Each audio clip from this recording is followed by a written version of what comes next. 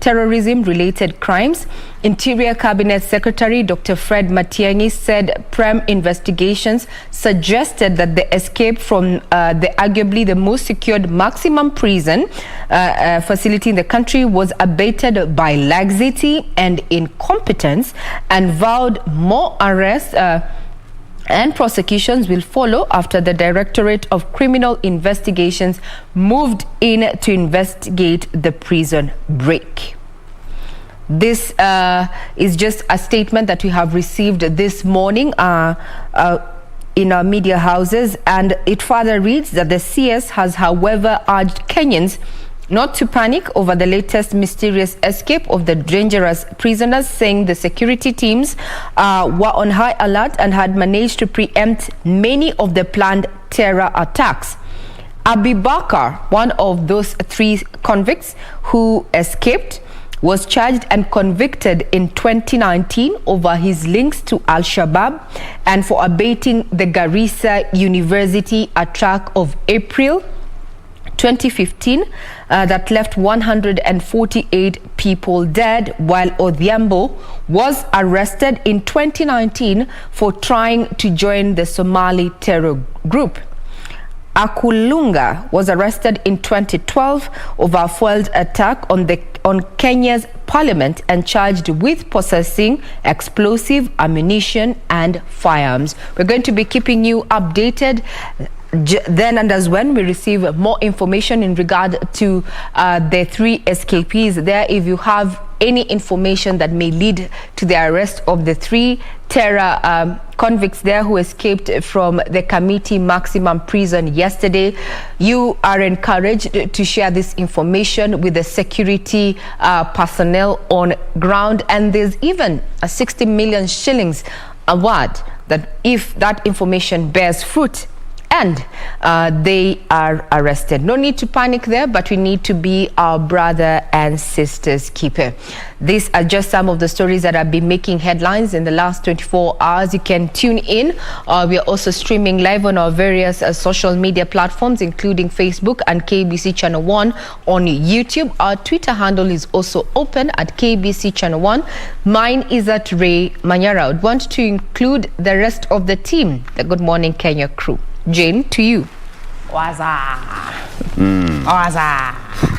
And I think before we go any further, you may have noticed that there is a particularly new face today. Yeah. Tuko na ka baby girl kengine kamekuza leo. I think we introduce her before we get to continue with the program. Hi, Stephanie. Hi, Jane. How are you? I'm good. Why don't you take your moment and shine? Okay. Take it away. So my name is Stephanie Ayeta. If you watch Take on Sunday evenings, then I'm not a familiar face. I might be a familiar face rather, and I'm glad to be here today. Absolutely. We are glad to have you. Karibu sana on the traffic desk. Thank you. All right. Kama kawaida, Jane Wamboy, glad you are with us this morning. It is a beautiful Tuesday morning, and as we always do it every Tuesday here on Good Morning Kenya, we get to have our health segment, and today is going to be all about the Antimicrobial Awareness Week that we are currently on, that is running, or rather will be running from the 18th through to the 24th, just creating awareness around the antimicrobial awareness across the country, understanding what antibiotics are, which, mind you, are the most misused and abused drugs across the world, not just the country or the continent, but the world over. So that is what we're going to be talking about today. Understanding what resistance is from a medical standing, because we always hear of, I'm on this medication but they're not working. That is the resistance that your body is building, or rather tolerance towards some of this medication that are meant to help our bodies recover from illnesses. But you know, we're getting to a point where so many people are developing resistance when it comes to antimicrobial medication. So what do we need to know and understand when it comes to all that? All that goodness will be coming up in not too long, and as always, we welcome you to be part of this conversation. We will be giving you our social media handles in a bit. Victor. Absolutely. And you've correctly put it, because most people actually misuse the antibiotics. Yes. You take a tablet or two, you feel better, and that's it. There's a side effect to that. All right, that aside, talk about politics. I'll be joined later on by Dr. James Nikal, MP for Seme, and of course, that is Honorable David Sankok, who is nominated MP. All will be joining me here later on so that we can talk about politics and what we need to understand about it. That is coming later on. My name is Victor Low, and karibu to the program. Regina. Indeed, I think I need to take up that particular update that we have in regard to the 3 escapees. These are terror suspects there. I have just read a statement as we have received it in our newsroom this morning, and this is just the steps that has been taken by the security apparatus in the country following that particular prison break that took place yesterday at the Kamiti maximum prison. Now, 7 wardens at the Kamiti maximum prison are in police custody following that escape of 3 convicts who were serving terms for terrorism-related crimes. According to Interior Cabinet Secretary in this particular statement, that is Dr. Matiang'i, he says, we have gone to the place where the escape allegedly happened, and we have formed certain opinions. We do not want to discuss that because we do not want to interfere with the work that the DCI is doing. And he further said that the government will also protect whistleblowers who will volunteer information that could lead to the rearrest of the prisoners who are described as dangerous, with the manhunt teams especially paying attention to the country's border and exit points.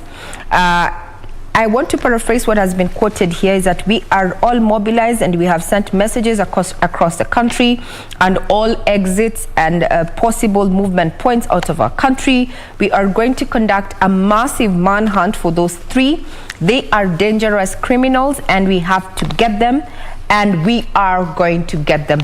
Those are the words of Interior Cabinet Secretary Dr. Fred Matiang'i in regard to the 3 escapees who had been arrested and serving jail term at the Kamiti maximum prison there. The 3 include Abikar, that is Abikar, who was charged and convicted in 2019 over his links to the Al-Shabaab and for abating the Garissa University attack that took place in April 2015 and left 148 people dead, while Othiambo was arrested in 2019 for trying to join the Somali terror group. The 3rd is Ahu Lunga, who was arrested in 2012 over a foiled attack on Kenya's parliament and was charged with possessing explosives, ammunition, and firearms. Any information that may lead to their rearrest is quite encouraged, and actually a 60 million shillings bounty has been put on their heads, and the DCI is what is offering to you whistleblowers there if you have any information that may lead to the rearrest of the terror suspects who fled yesterday. Be your brother and sister's keeper. Terrorism, you know, is not just something that Kenya is dealing with it on an isolated case, but since 1997, the August bombing, we have had another series of terror attacks in this country. You remember the most recent one was the Dusit D2 complex there. We have the Garissa University terror attack where 148 persons perished. So if you have information that may lead to the arrest of these 3, come forth. The government has promised that it is going to give protection to any whistleblowers. Good morning once again. You're watching KBC Channel 1, and this is going to form part of our news this morning. We have so much lined up for you. Let's take it up with what has been happening as far as terror matters are concerned. Let's just give you a recap of what happened yesterday and what the security apparatus had to say in light of that matter.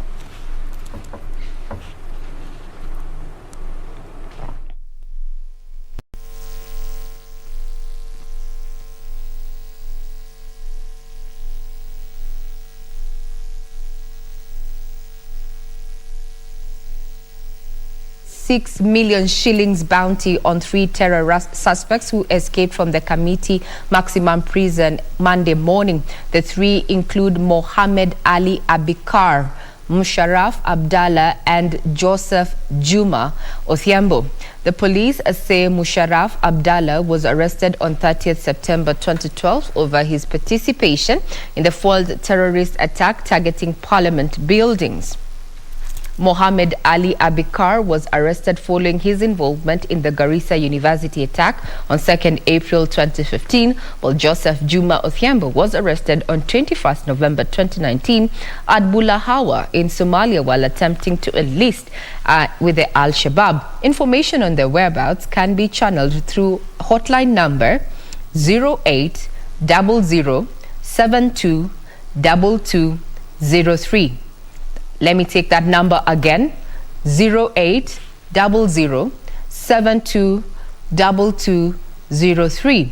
This information will be held in confidence. To other news now, and focusing on what is happening in as far as matters football are concerned, is that ejected Football Federation of Kenya President Nick Mwendwa will have to pay 4 million shillings or secure a bond of 7 million shillings for his freedom. Mwendwa, who spent the weekend in police cells, was arraigned before the Milimani Senior Resident Magistrate Wandia Nyamu on allegations of fraud in connection with his dealings at the country's soccer body. The Director of Criminal Investigation had sought 14 days to continue detaining, which was rejected by the court. 3 days after being in police custody, the Football Federation of Kenya President Nick Mwendwa was on Monday afternoon presented in court, with the DCI seeking to detain him for 14 days pending investigations. Prosecution argued that if released, Mwendwa would interfere with the witnesses who are employees of FKF and documents in his office that could not be accessed over the weekend.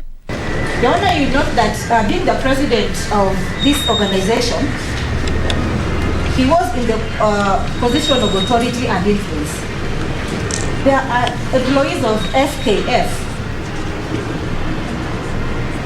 who takes instructions directly from him, and these employees are our potential witnesses.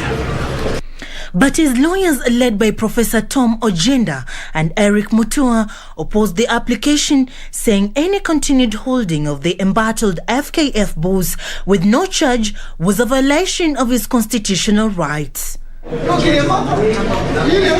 Mwendwa's legal team accusing the DCI of lacking transparency in the case, claiming the previous report was about mismanaging 513 million shillings, while the affidavit only cites transfer of 8.5 million shillings and withdrawal by unauthorized signatories of 29.5 million shillings. If you look at this affidavit, which has been brought before the Honor for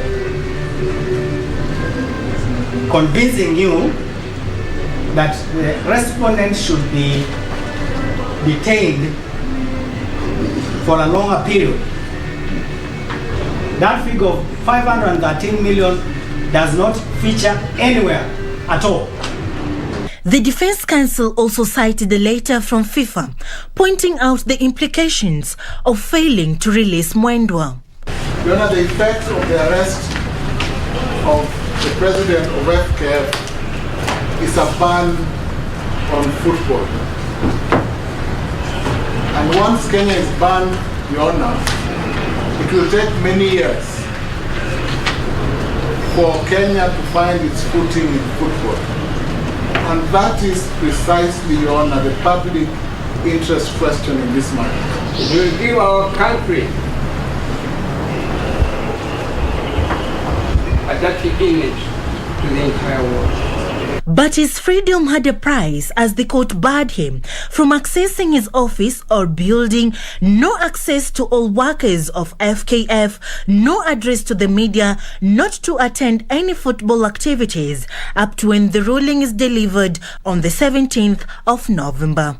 Well, this comes amidst a looming ban on Kenya from the International Federation of Football, FIFA, calling for negotiations with the Sports Cabinet Secretary, Ambassador Amina Mohammed.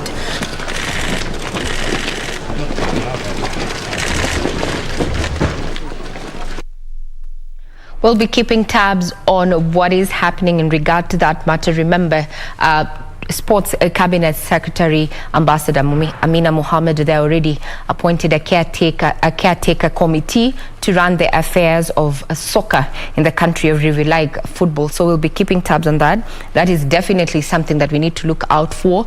And this comes after even Kenya did us proud yesterday in a match that was televised live from 4 p.m. on our various social media platforms there, where Kenya took on Rwanda and we ended up winning there. Though we are out of the race in as far as the World Cup qualifiers are concerned, well, Kenya we hit Rwanda, but it's a little bit too late. We won 2-1. We'll be giving you details as we proceed. Now, the Kenya Defense Forces is cautioning Kenyans to be wary of persons posing as officers and asking for bribes to secure them slots in the recruitment exercise that kicked off on Monday. The Vice Chief of Defense Forces, Lieutenant General Francis Ogola, said 21 officers and 2 individuals have already been arrested in connection with the scam. The nationwide recruitment drive of the Kenya Defense Forces kicked off Monday. Speaking during the official launch of the exercise, the Vice Chief of the Defense Forces, Lieutenant General Francis Ogola, said the force has devolved the exercise to their 327 recruitment centers across the 47 counties. The exercise is targeting officers in 6 categories, which include General Officer Cadets, General Officer Cadet Graduates, Specialist Cadets, General Duty Recruits, Tradesmen and Women and the Defense Forces Constabulary. The 14th of November 2021, yesterday, marked the last day for the specialist officers and tradesmen to submit their applications on our online portal.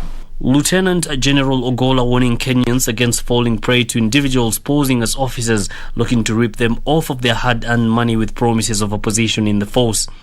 Already, 2 individuals have been arrested in connection to such a case, and 21 service personnel are going through a court-martial for their role in the vice. Bribery and acts of corruption are against the law. Should anyone give a bribe with the aim of securing a place during this exercise, they will have themselves to blame. No country wants to have soldiers who have paid their way to the battlefront. They will never perform. KDF advising young Kenyans seeking to be enlisted in the force to keep off drugs, saying addicts have no place in the force. We cannot take you in the military if you are taking hard drugs. It was very unfortunate. We find young Kenyans, excellent qualifications, but they are testing positive for hard drugs. KDF is appealing to youth eligible for recruitment to turn up in the recruitment centers, saying those vaccinated against COVID-19 should not shy off. All what will ensure is by the time you are going through training and you are being trained as a military person, you will have been vaccinated. In Nundera, Lieutenant Colonel Samiliago decried the low number of women that have shown interest in the force. In Migori County, the exercise will target the minority groups. On to matters politics, is the ODM Democratic Movement leader Raila Odinga continues his 3-day tour of the coastal region, where yesterday he pitched tent in Malindi town. Raila defended his social security plan, saying it has been tried and tested in other developing nations. As part of his charm offensive to the coast electorate, the former premier promised to revive the tourism sector and increase investment in the blue economy, besides tackling land issues that have dogged the region for years. Raila, who has been in the coast region for the last 2 days, promised the people of Malindi that should he be elected president in 2022, his focus will be to revive the tourism sector and harness the blue economy. Taka tuanze naitwa value addition, mambo ya manufacturing, tuanze hapa kwetu. Alafu vile vile tufundishe watu wetu kujivunia kama Wakenya. Buy Kenya, build Kenya. Buy Kenya, build Kenya. Sawa? Hivi ndio hata viwanda vyetu vitaanza kunawiri. Kaunti ya Kilifi ijayo itakuwa ufisadi free. Mnasikia? Na biashara ya Kilifi itafanywa na watu wa wapi? Wa Kilifi. Hatutaimport watu kufanya biashara ya kaunti ya Kilifi. Raila using the forum to defend his social protection policy and dismissing his critic, saying that the system had been tested in other African countries such as Botswana. Yule mwizi ambaye ameiba mali yako na anakusaidia wewe kuitafuta. Yeye mwenyewe ameiba, anakuja na anajaribu kusaidia wewe kutafuta. Sawa? Akitachukua saa ile ambayo wanaingia ni membamba kama shindano, lakini baada ya mwaka moja amefura kama kupe. He took on the deputy president, questioning the source of funds he uses in various donations, adding that his administration would avail interest-free loans to the youth and give them a 7-year grace period to repay. Mimi najua pale ambaye kuna mianya ambayo wao wanapenya naye hazina yetu na kutoa pesa yetu na kuiba. Mtaziba hizo mianya zote, tupata pesa ya kutosha ya kupenda wa Kenya. Leaders who had accompanied him, claiming those opposing the ODM chief's candidature for presidency did not have policies that will uplift the country's economy. Baba Raila Amolo Odinga is the solution, the liberator, the person who brought ugatuzi ama si kweli jamani? Na yeye ndio atatutoa katika uchochole. Yawezekana, iwezekani. Na sasa amekuja na economic revolution. Siasa ya porojo tumalize. Tuanze kutizama vipi tutaleta maendeleo kwa watu wetu. Risasi yetu iliyobaki ni ile moja ya Raila Amolo Odinga. Devolution CAS Gideon Mungaro, who attended the meeting, waged his allegiance to the ODM party. Juni Karisambele from Kilifi County. As we take a quick break, some of the developing stories is that 7 wardens are in police custody in relation to the prison break at the Kamiti maximum prison facility yesterday. The 3 Watera convicts there who were serving different jail terms on terror-related matters there, including including the Garissa University attack there, as well as attempts to, attack the parliament buildings there. So any relevant information that may lead to their rearrest security apparatus are open to listen, and actually the DCI is offering 60 million shillings for the arrest of terror suspects who have fled. We'll be keeping tabs on that, but for now we take a quick break.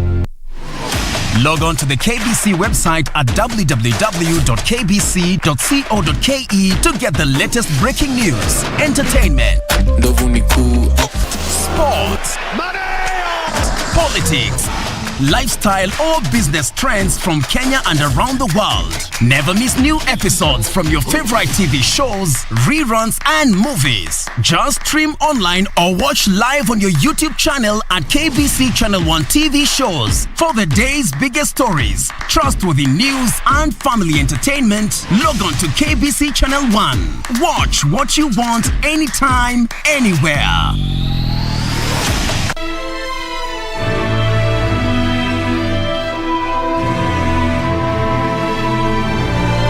I think there's only one person you want to see. It's you. You've been asking about him non-stop lately. Do you take me for a fool?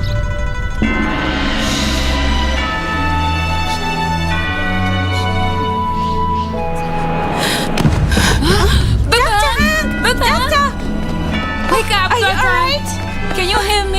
What tip-off? You'll know sooner or later. Just go now and save Xian.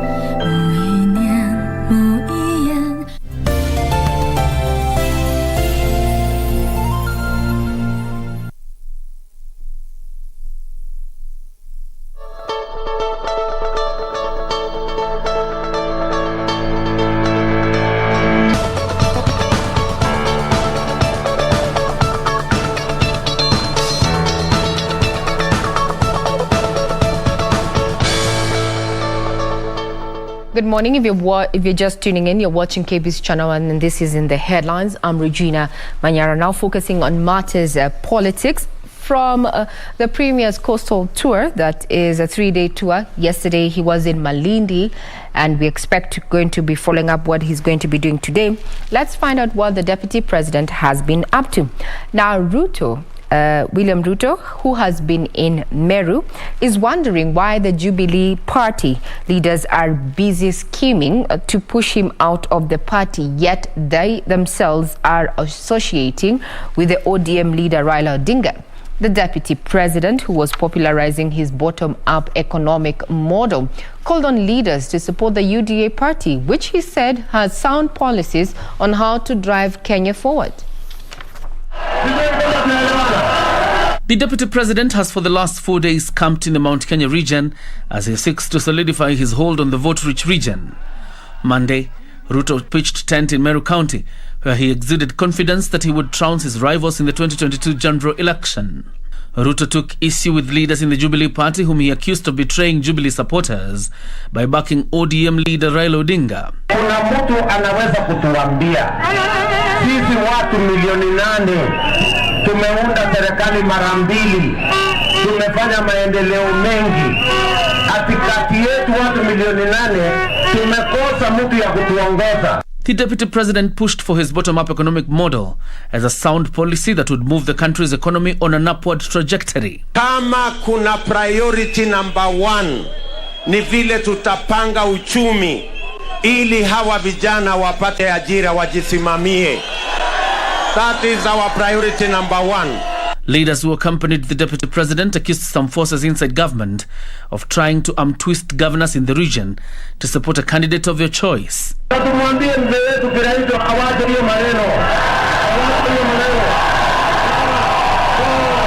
Tumemwambia magavana wasijaribu, wasidhubutu kutusukumia Raila Odinga. Hapa Meru hatuna mipango miwili. Mpango wetu ni UDA, ndio. Mkiwa watu wa Meru hapa, sababu sisi ni waerevu, sababu tunajua ukweli, tunamwelewa nani mtu wetu anatusaidia wakati tuko na mashinda. Now we cross to matters business, where the government is seeking to register 5 million small businesses within the next 1 year and plans to have them formalize their activities. Micro and Small Medium Enterprises Authority Director General Henry Ritha says an online platform has been created to facilitate the registration process that will also act as one-stop shop for startup registration. The Micro and Small Enterprise Authority says it has 12,000 SMEs in its database and are seeking to register 5 million more in the next 1 year. The authority has created a platform that will register the SMEs and also act as a registration platform for startups. Once you register under the Office of the Registrar of Micro and Small Enterprises as a small business, you do not go to register elsewhere. We are even pushing, you'll be accessing tenders and businesses through that certificate. You do not have to go to any other regime. The authority says it seeks to register 15 million SMEs in its long-term strategy, with the data from the exercise being used to draft policies that will regulate the Juakali sector. Your growth per year, it won't use this for planning purposes. So it is more to the benefit of the small business person that the country is doing this. The regulator has allayed fears that the data from the registration exercise will be used for taxation purposes. It is not about any other compliance issues. It is more about facilitation than compliance. The registration exercise has already attracted a 25 million shillings funding from UNDP that will also help link small businesses to markets across Africa as the African Continental Free Trade Agreement takes shape. Advantage of the free trade area. So Kenya, Uganda, all of the East African communities need to also build that big... There are an estimated 15 million small businesses in Kenya. Cross over to Kisumu, where youth are being challenged to embrace entrepreneurship as a way of tackling unemployment. Post-Training and Skills Development Principal Secretary Alfred Cheriot says the government is rolling out programs tailored towards tapping technical skills in the informal sector with a view to inculcate the spirit of entrepreneurship among the youth. Wycliffe Akech with the report. Post-Training and Skills Development Principal Secretary Alfred Cheriot, who spoke during an entrepreneurship exhibition at the Kisumu National Polytechnic, noted with concern the low uptake of funding schemes meant to facilitate entrepreneurship, especially among the youth. We have lots of funding for the youth. We have the Youth Fund. We have several which have been set up by the government. But I can tell you what, the uptake is low, below 30%, because basically either the youth do not know what to do to access the funding, or they actually biased towards being employed elsewhere as opposed to taking the venture and making sure that they become employers themselves. Cheriot said there are immense untapped skills in the informal sector, and it was high time the youth in Kenya developed interest in tapping their entrepreneurial skills to create employment. The issue of unemployment in this country is high, and the main reason is because everyone believes that we have to be in formal employment. But you can be an employer yourself. You can be a job creator, and you set up with your skills. You set up your own industry and be able to employ others. So instead of being an employee, you are actually the employer. The Juakali Association leadership said Kenya could industrialize at a faster pace if technical institutions worked closely with skilled artists in the informal sector. The State Department, along with the Kenya National Federation, coiled an initiative called Ujuzi Teketeke, skills on the go for the youth. These skills on the go does not require funding. We are piloting it in Makueni, where the youths are incorporated by master craftsmen. They are taught for 3 months. They are certified by NITA, and they are bought for tools by the county government and given space by our associations. That value chain is about mind and cultural set. A similar exhibition is slated to be held at Kabete and Kenya Coast Polytechnics later this week. From Kisumu County, I am Wycliffe Akech. On to motorsports, where the World Football Governing Body of FIFA has called on Kenya's Ministry of Sports to reinstate the Football Kenya Federation Executive Committee in place of the recently formed Caretaker Committee. FKF Executive Committee was suspended by the ministry, with Cabinet Secretary Amina Mohammed forming a Caretaker Committee to run football matches in the country for a period of 6 months as a probe into misappropriation of funds continues. In a letter addressed to Sports Cabinet Secretary Amina Mohammed, FIFA has insisted that the formation of the Football Kenya Federation Caretaker Committee goes contrary to its principles, which requires all member associations to manage their affairs independently and without undue interference from third parties, including the government. Highlighting the possibility of a ban if a solution is not agreed upon soon, FIFA has offered to call for a meeting with the ministry to discuss the way forward. The letter, signed by FIFA Secretary General Fatma Samora, continues, and I quote, "Going forward, without prejudice to the allegations that have been raised and any potential trial for offences that may have been committed, FIFA and CAF are asking you to consider the reinstatement of the FKF Executive Committee as prior thereto. FIFA and CAF administrators are prepared to work closely with the FKF and your office representatives, as it has already been the case in recent past, to normalize the situation." End of quote. Nick Mwendwa, who is serving his second term as Football Kenya Federation Chair, was ejected from office by the Ministry of Sports after his office was accused of misappropriation of funds, with Cabinet Secretary Amina Mohammed appointing a 27-person caretaker committee to run football in the country. Well, that puts a cap on Matters News this morning, but we're not done and dusted. We're yet to sample what has, made headlines in as far as our various dailies that we have in the studio. So do keep it right here. Remember, we also have an update in regard to matters of terror there, where 7 wardens are in police custody following that particular prison break of 3 terror or rather convicts there, including some that were already convicted over the Garissa University terror attack, while another was also convicted over, trying or attempting to bomb the Kenya Parliament buildings there, as well as another was caught in the border there trying to join the Al-Shabaab. Any information in regard to their whereabouts that may lead to their rearrest, DCI is offering 60 million shillings. A statement has been made available to various newsrooms, including our own. We're going to be sharing bits and pieces of what Interior Cabinet Secretary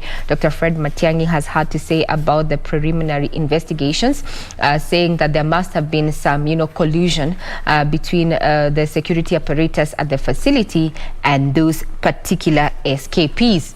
Information that may lead to the arrest of these 3 is going to attract a bounty of 60 million shillings. For now, we take a quick break, then we're going to be sampling the newspapers.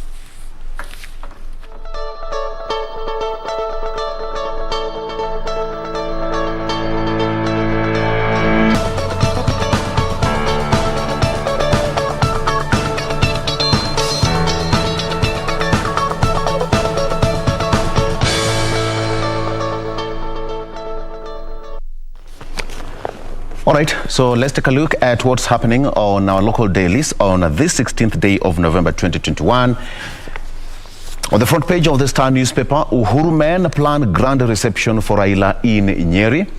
Yeah, that's on the front page of the Star. Uhuru men plan grand reception for Raila in Nyeri. It says that meeting comes 3 days before Jubilee NDC, where Kenyatta will endorse coalition with ODM. Ruto will be expelled. Councils of elders from Luo and Kikuyu communities will meet on November 26th before that event. All right, court upholds spouse rights to be registered on property. This is something that in the past we've even discussed about it here. It all started as a joint venture between a husband and wife who decided to shop for a house in 2007. They finally settled on a house in the leafy suburbs of Lavington. They agreed that the property would be registered and owned jointly.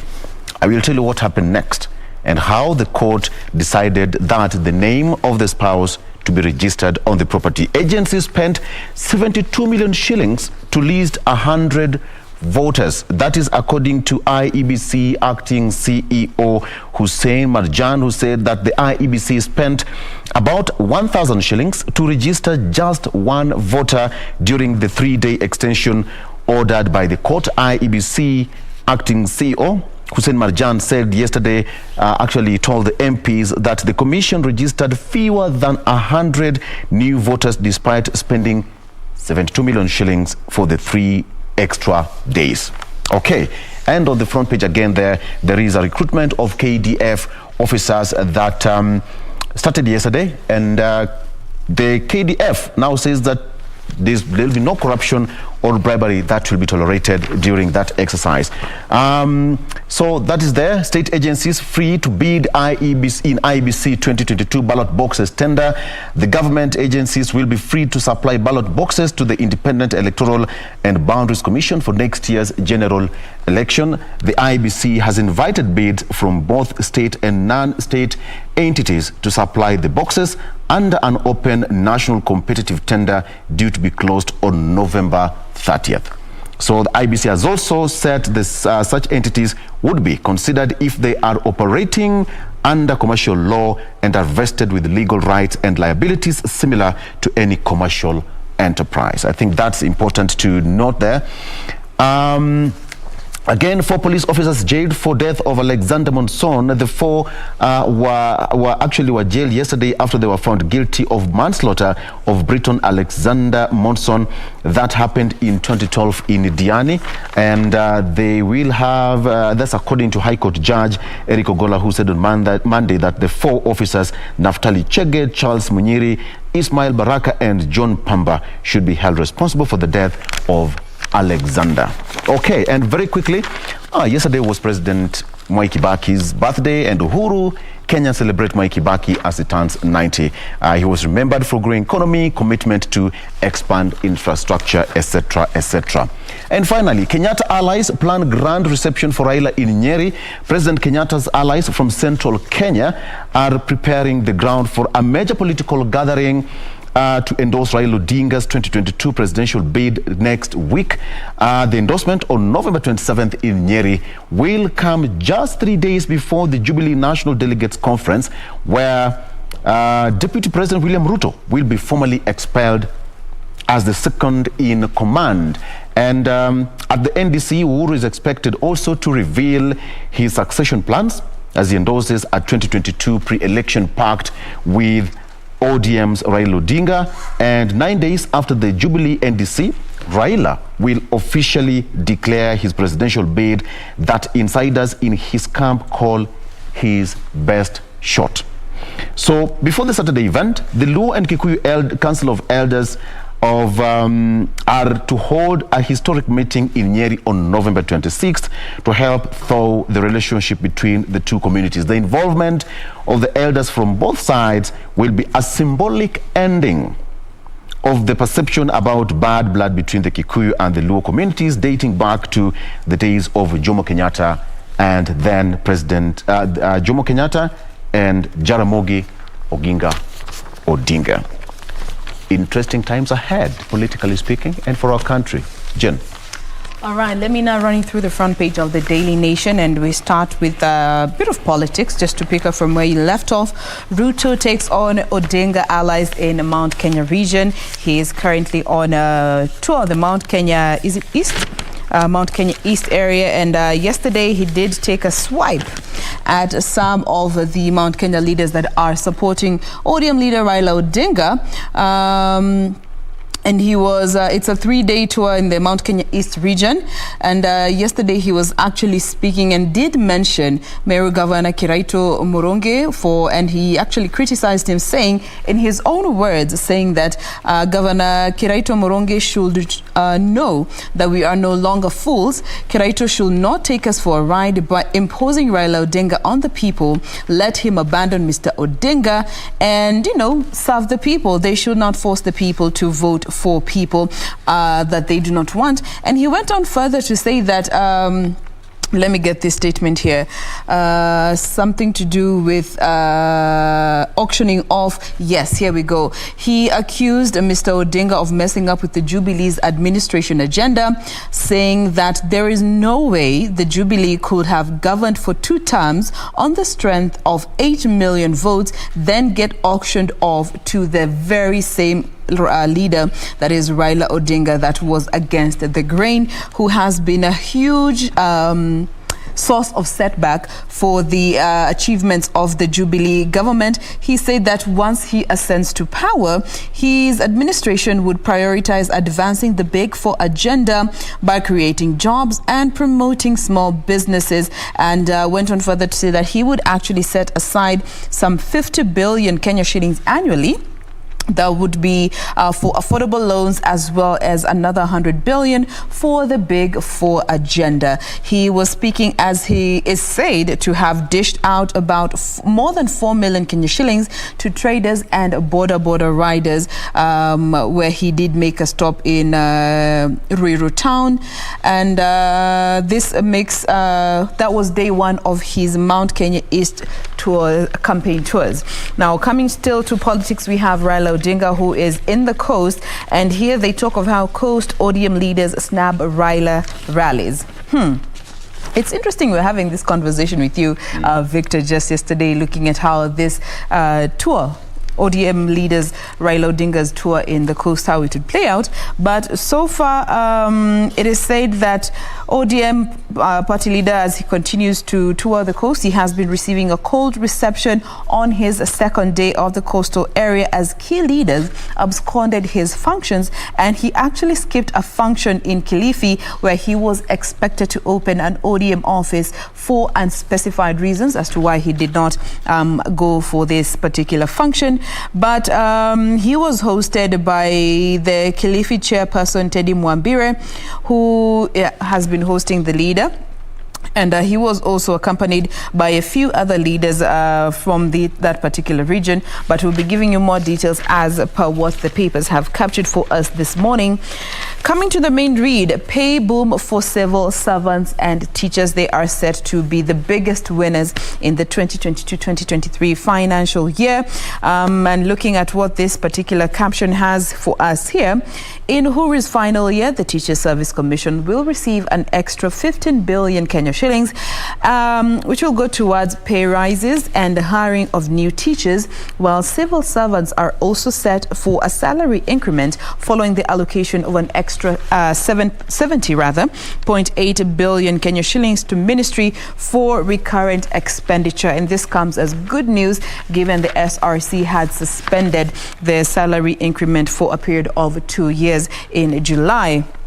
Now, let me see what else has been captured here. Of course, Kibaki at 90, Emilio Stanley Mwai Kibaki on his 90th birthday. It said that it was another day, a workout, a walk, catching up with news and reading books as he marked his 90th his 90th birthday rather. We did hope he had a mini party right there. And finally, the story concerning the jailbreak as 3 terror convicts escape from Kamiti. And of course, we've been able to get an update in regards to the story from Regina. And speaking of Regina, what do you have for us on your paper today? Well, quick summary of what we have on the front page of the Standard, that story about the terror issue there. Remember, security apparatus has been on high alert in regard to matters terror. Remember, last week, as you came to the word last week, apparently a terror suspect was trying to bribe a police officer with 180,000 shillings for information as to, when a particular outlet, an entertainment joint is full to capacity with revelers there. What they did not know, what that terror suspect did not know, was that they were trying to bribe a security personnel, and that led to their arrest. Elvian Bwire is still at large. His whereabouts are still unknown. And yesterday we had a prison break from Kamiti Maximum Prison there of 3 terror convicts there. One of them was, serving jail term in relation to the Garissa University attack that left 148 people dead. The other was convicted over, an attempt to bomb the parliament buildings there. While the other was arrested in our Kenya-Somalia border trying to join the Al-Shabaab. Any information that may lead to their arrest, the DCI is offering 60 million shillings. Let's be our brother and sister's keeper. Developing news in regard to that matter is that 7 wardens are in police custody there as investigations are underway, with Interior Cabinet Secretary Dr. Fred Matiang'i alluding to the fact that there must be some abating there and laxity from the police apparatus within that particular maximum prison there. Said that it's one of the most, the secure prisons that we have in the country. So we'll be keeping tabs as it is. Then also matters of what is happening in as far as matter sports are concerned. The front page of the Standard there, where we have FKF President Nick Mwendwa, who was in the Milimani Law Courts yesterday there, and where police sought to arrest him for 14 days as they complete investigations. This came at a time when FIFA was also calling on the government to reinstate the FKF committee and drop the caretaker committee that had been set up by the CS Sports there, Amina Mohammed. We're going to be keeping tabs on that. That is just a sneak peek of what we have on the Standard, including no entry for Le General. This is Megona again. So lawyers say Air France received instructions from Kenya not to fly him to Nairobi. This made serious headlines there, and also social media was abuzz. What other alternatives can the General use to get to Kenya? This is a conversation that is still ongoing.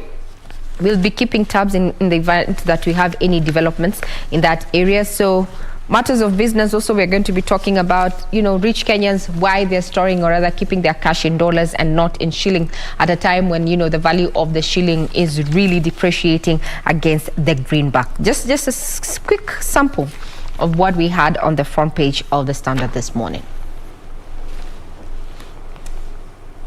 Stephanie. Okay, so let me go ahead. So on the People's Daily, what's making the headline is the police on hunt for Kamiti terrorists, which we have already been given an update on. On other news is that there's reprieve for students seeking to join the university. This is good news because the government has lowered the minimum qualification for some courses. The biggest beneficiaries in the new guidelines are students seeking to pursue bachelor's degree courses in education, agriculture, fashion, and design, among others. The changes will see the minimum grades for mathematics lowered for some courses, or the requirement for biology or English substituted with agriculture or Swahili respectively. Other news is that Miguna was to travel back today, but this has hit a dead end as the government's red alert still remains to stand, which Regina has already said. Okay, the other one is that the king of Buruburu teachers reads foul play in his death. So there was the teacher of Buruburu Girls High School who died on Sunday, and the family is accusing the friends who are with him of, they say that they have a hand in the murder. So this, among many other stories that we'll continue to discuss. Perfect. All right. Okay, thank you for that. At this point, let's take a break, and we come back. We'll be going to our next discussion. We'll be joined by Honorable David Sankok, that is nominated Member of Parliament, as well as Dr. James Nyikal, MP for Seme. Let's talk about people and politics. That is coming up after this break.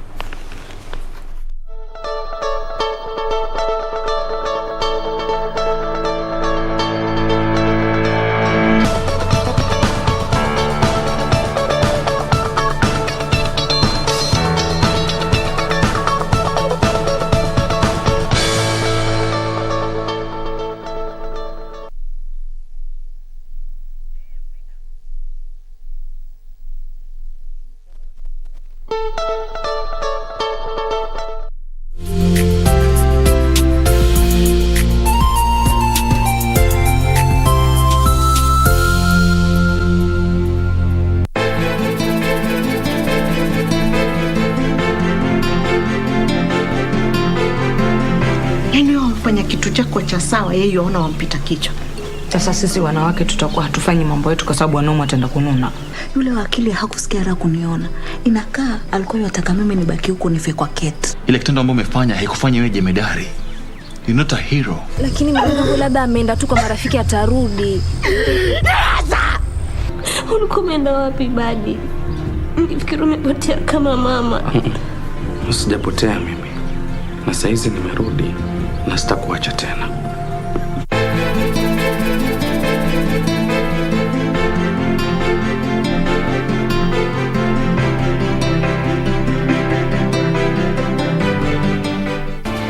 Do you have a news story to share with KBC? Get in touch swiftly on email newsroom@kbc.co.ke, call 0723-892-654 or 0734-780-124. The Amazons.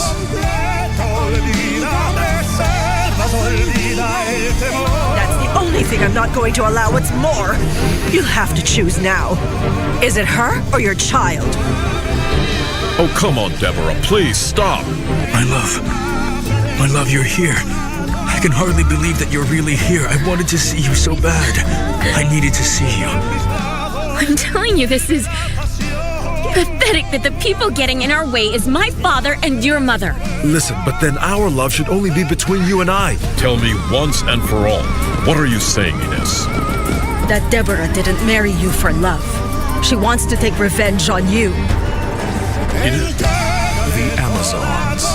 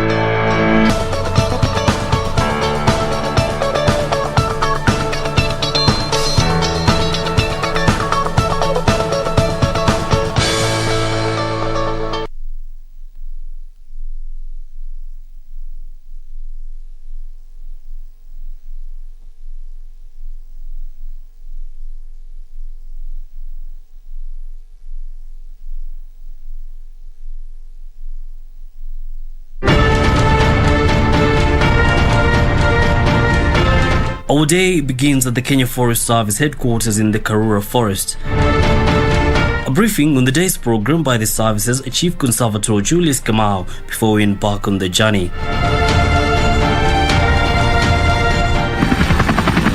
Our destination, the Embobut Forest Reserve.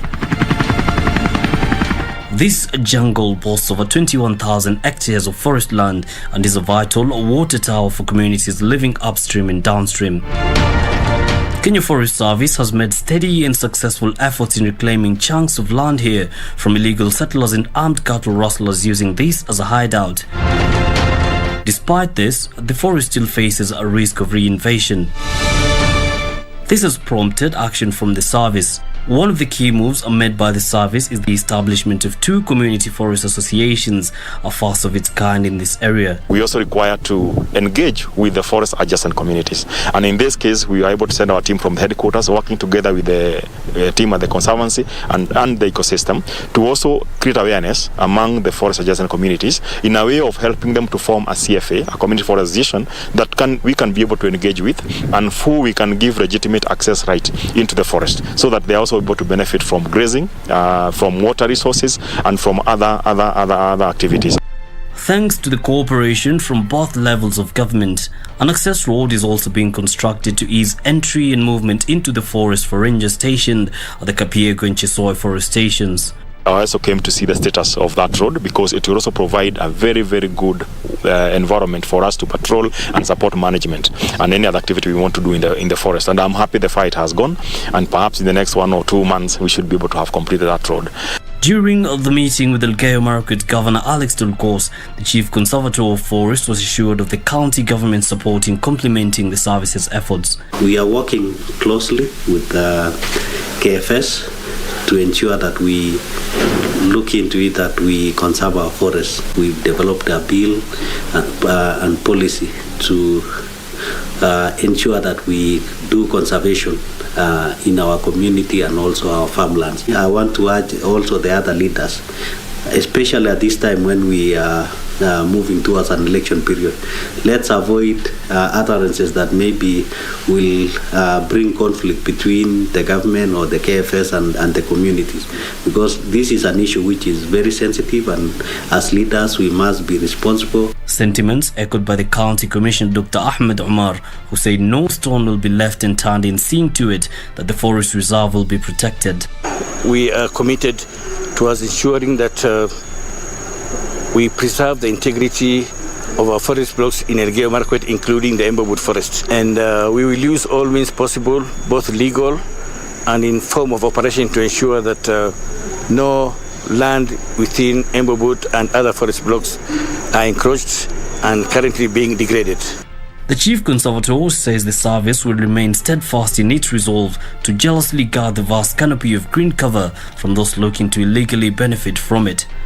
Even when the people themselves do not consider that and actually are taking actions that may be detrimental to themselves, we as a government must tell them to stop, so that we are able to work together and secure the lives of this current generation and also for the future generation. The multi-agency approach with support from both the national and the county government will not only help the service protect this water tower, but in the long run see it grow more trees to appreciate and also reach the targeted forest cover.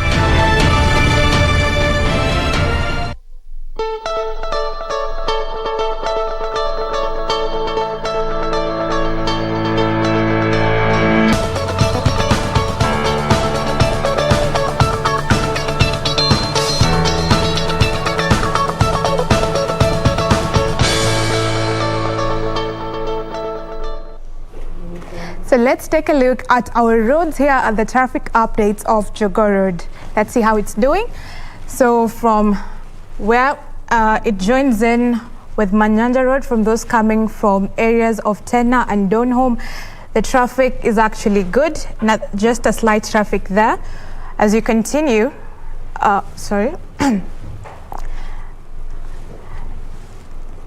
the traffic is actually okay.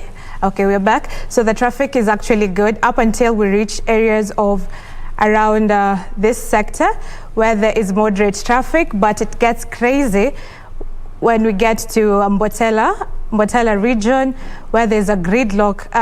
There's hardly any movement if you're there.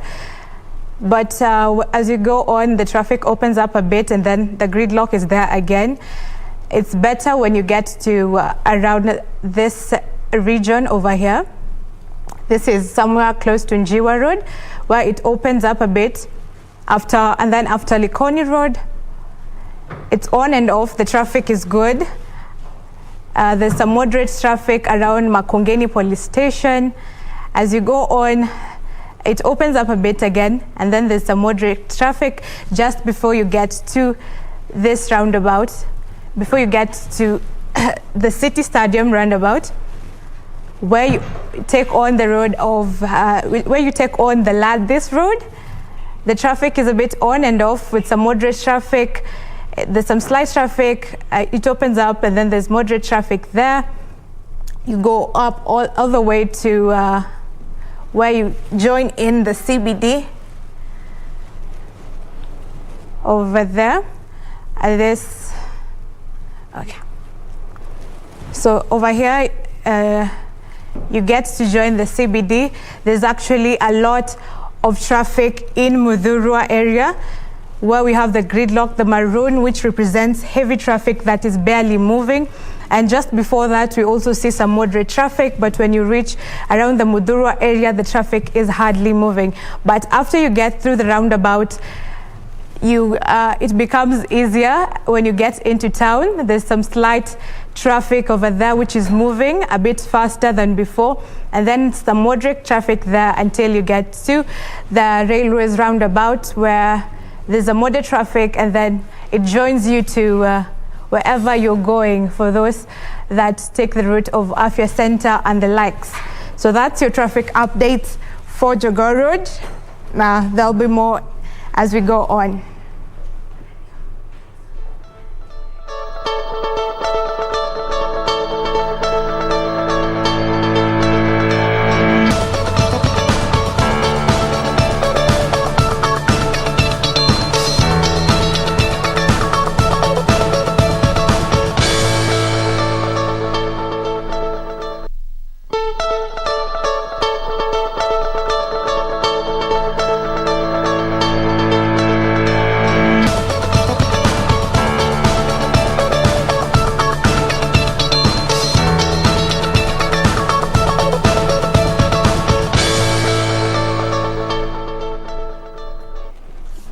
All right, welcome to the program. And today in People and Politics, we are glad to be joined by same member of Parliament, that is Dr. James Nyikal, who is joining us in studio today.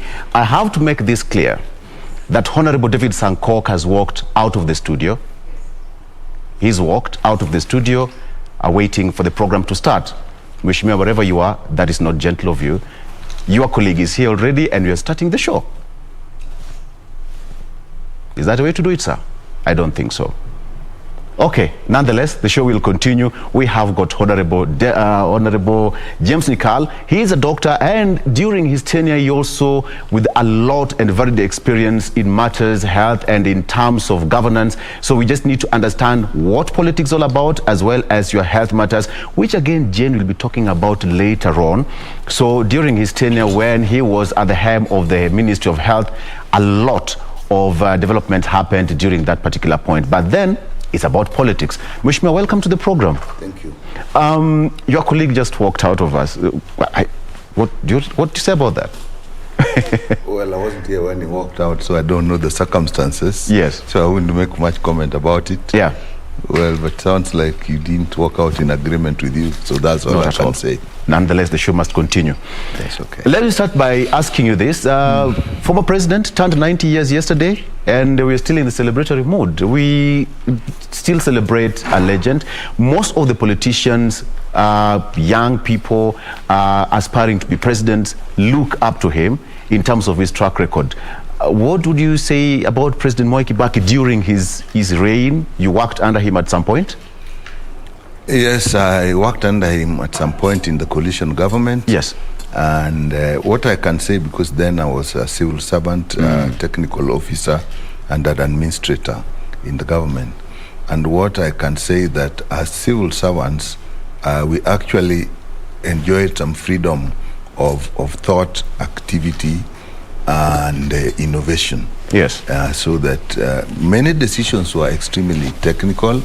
If you had an idea, you put your idea, and it made working even with our ministers very easy.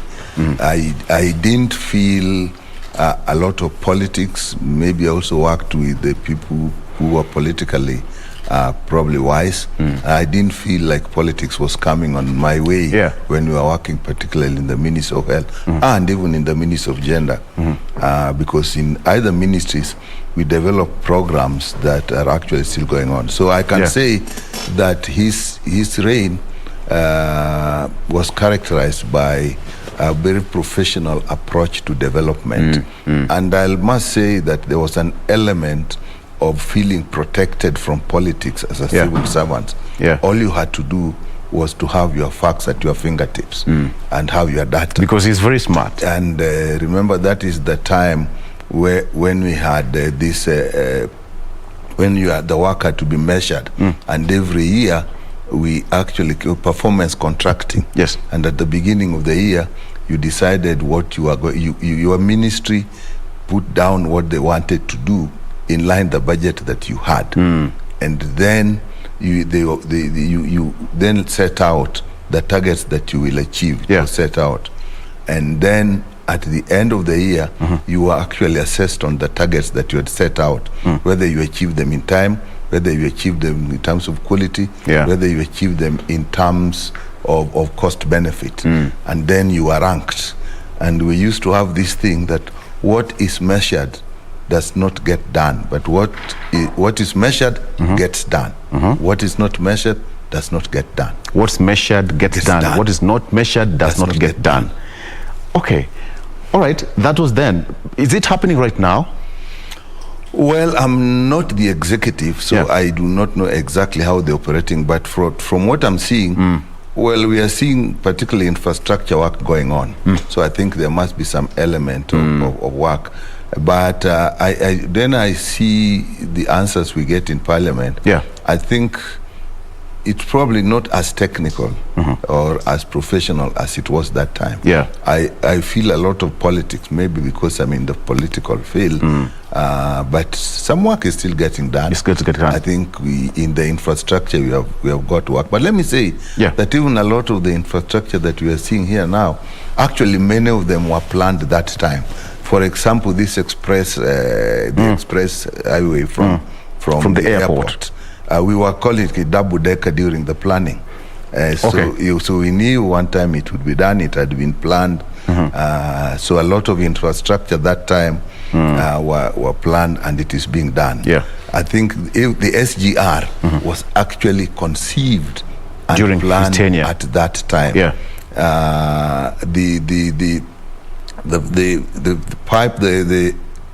The port in Lamu, the Lapset project was actually also planned at that time.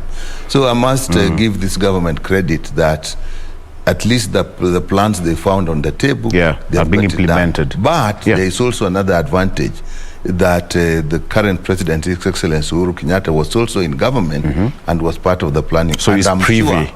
I'm sure, as someone in charge of finance at the time, he must have been very aware of these plans. And we must say that he probably made a contribution in them, conceived them, understood them, their implications, the financial implications. I think that's why. And perhaps that's why he's getting it easy to make them done, because as the current government, you have to implement the previous government's agenda and the projects which were not finished during that regime. If you have long-term plans and you have long-term strategies, like 2030, you cannot afford to be parochial when you come into power and say those things that were planned then, I'm starting mine. Because then the country will be in a perpetual mood of planning. So you want when things are planned, you could go on. Like now we are talking of the big four, and on my side, as a health person, the universal health coverage. Again, even then it was started. Like the social health insurance. You remember what was called the Ngilu bill? Exactly. It was at that time. In fact, to a large extent is that failure of the Ngilu bill. And well, let me not say failure, it was passed, but it's not accented too. And I can understand where the president was coming from, because there was a big number of indigents who couldn't pay. And if you have to have a complete social health insurance, everybody must pay. So people who are unable to pay, the indigents must be paid for. And if that budget is so big that the governments can't meet it, then it will not be possible to handle. So then you do it in pieces. So you see, that was on, and I can see it is still being followed. Although it's not going as smoothly as one would have expected, but at least I can still see there's some commitment to it. And money is being put, a pilot was done. We can question the products, of the quality of the work and so on, but it is still going on. And we also have to take into consideration that there were structural changes that came with devolution. Exactly. That, however, like the health unit which was devolved. The health was devolved. So that may bring a hitch, but I must say they are making an effort. Absolutely. Mheshimiwa, thank you for that. At least you've taken us back history line, and it's also important for us to understand where we're coming from as at this particular point. But let's talk about politics of today. We saw what happened in Kisumu last week, the chaos that rocked Deputy President tour of Kondele Kisumu and all that. And so far the information we have is that some of the county officials of Kisumu have been arrested for masterminding that violence. And it was not expected to be so. And Deputy President actually blamed some of the local leaders in Kisumu. What do you say about that? Well, let me say that really violence in politics is not acceptable. From my point of view, and let me say even from our party point of view, we really do not approve of that. And whoever was behind it, because initially there was the issue that some money was to be dished out and it wasn't done properly, and that brought chaos. That often brings chaos. When you bring money into a multitude of people that are not organized in any way, it becomes a problem. But now you are saying that there are people who have been arrested.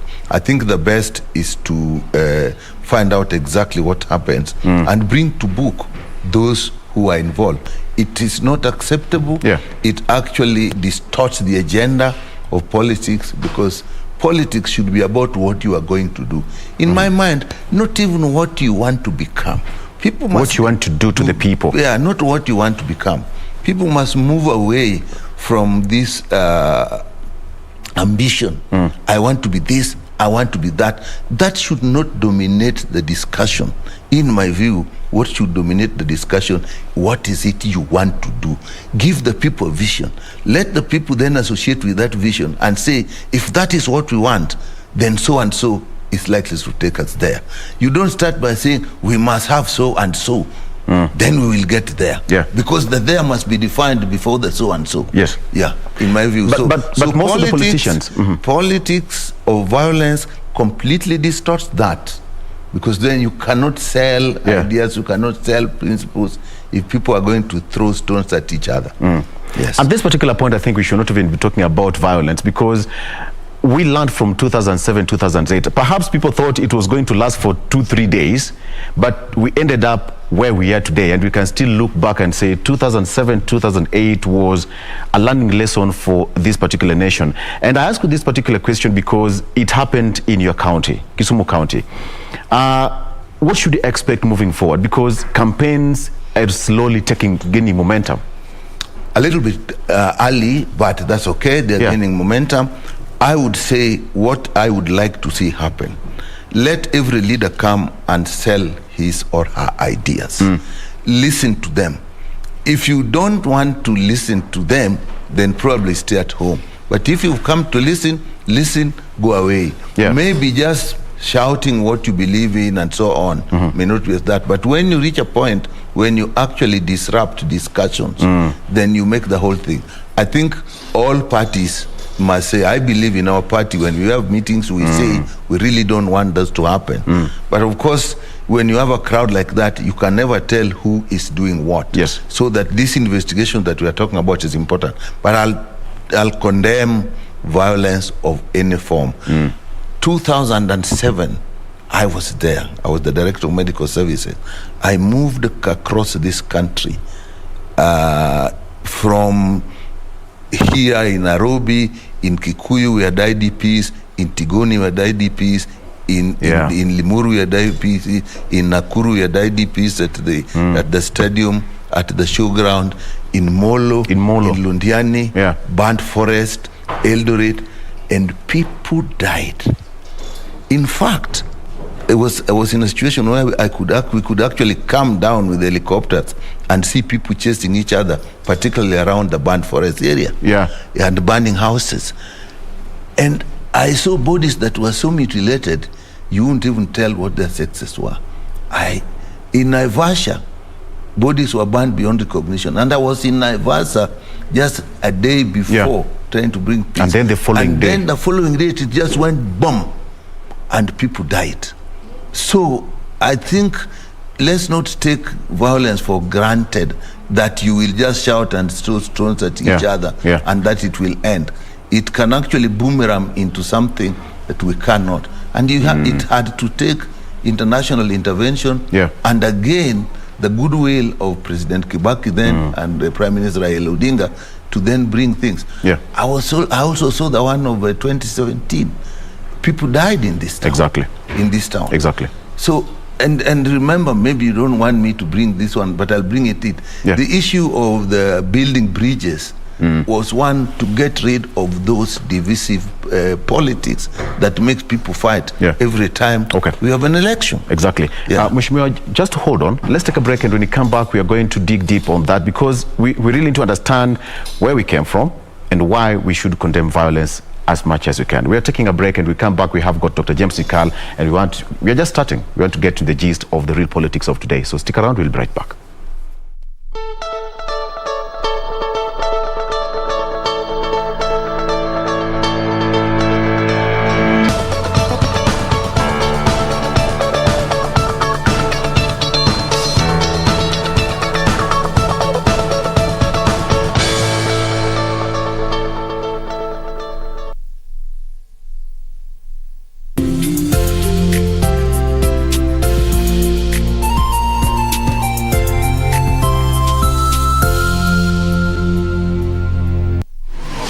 Log on to the KBC website at www.kbc.co.ke to get the latest breaking news, entertainment, sports, politics, lifestyle or business trends from Kenya and around the world. Never miss new episodes from your favorite TV shows, reruns and movies. Just stream online or watch live on your YouTube channel at KBC Channel 1 TV shows. For the day's biggest stories, trustworthy news and family entertainment, log on to KBC Channel 1. Watch what you want anytime, anywhere.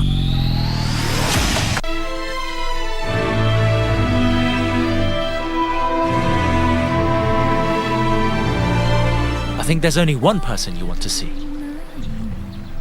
You. You've been asking about him non-stop lately. Do you take me for a fool?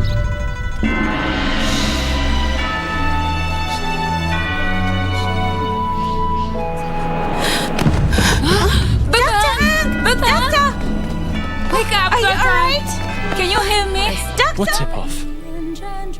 You'll know sooner or later. Just go now and save Vincian.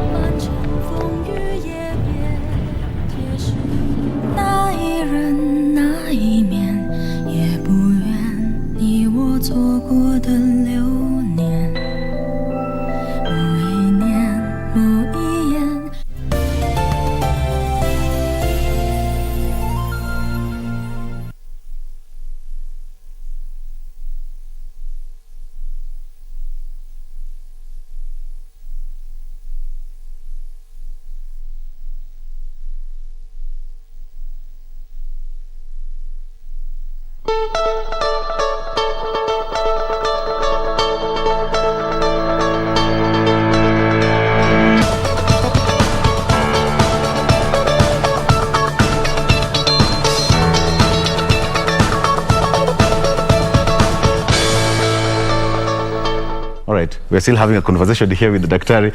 It's always good, you know, in our career, we learn every single day. When you talk to such brilliant brains, you learn. So for us, in as much as we are working, we are also in a classroom. Mheshimiwa, you talked something about 2007 and leadership and representation. How the masses perceive their leaders when they see them out there and they want to be part and parcel of that leadership. Could you just please expound on that? Well, what I was saying in 2007, there were these horrible things that were going on. Yeah. There was international intervention. The Kofi Annan, for example. Here. Kofi Annan was here. But what really I found very remarkable is that when the President Kibaki then and Raila Uhuru went to Kilaguni, and the two of them talking that far away, then suddenly people who are fighting in as far as Rift Valley stop fighting. It then tells you that people want to see their representation in the leadership, so that if the leadership then agree, then the people feel, okay, if our man has agreed, we are represented in that agreement. And they stop. You don't even have to go and tell them. And again, you saw it in 2017, when the President Uhuru, Excellency President Uhuru, and the Right Honorable Prime Minister just appeared in front of Harambee House, shaking hands. People who are fighting and demonstrating in the street stopped. To date. It then tells you that people are looking at their leaders, and where their leaders are is they know where their future and feelings are. And then I'll bring you further into what is happening now.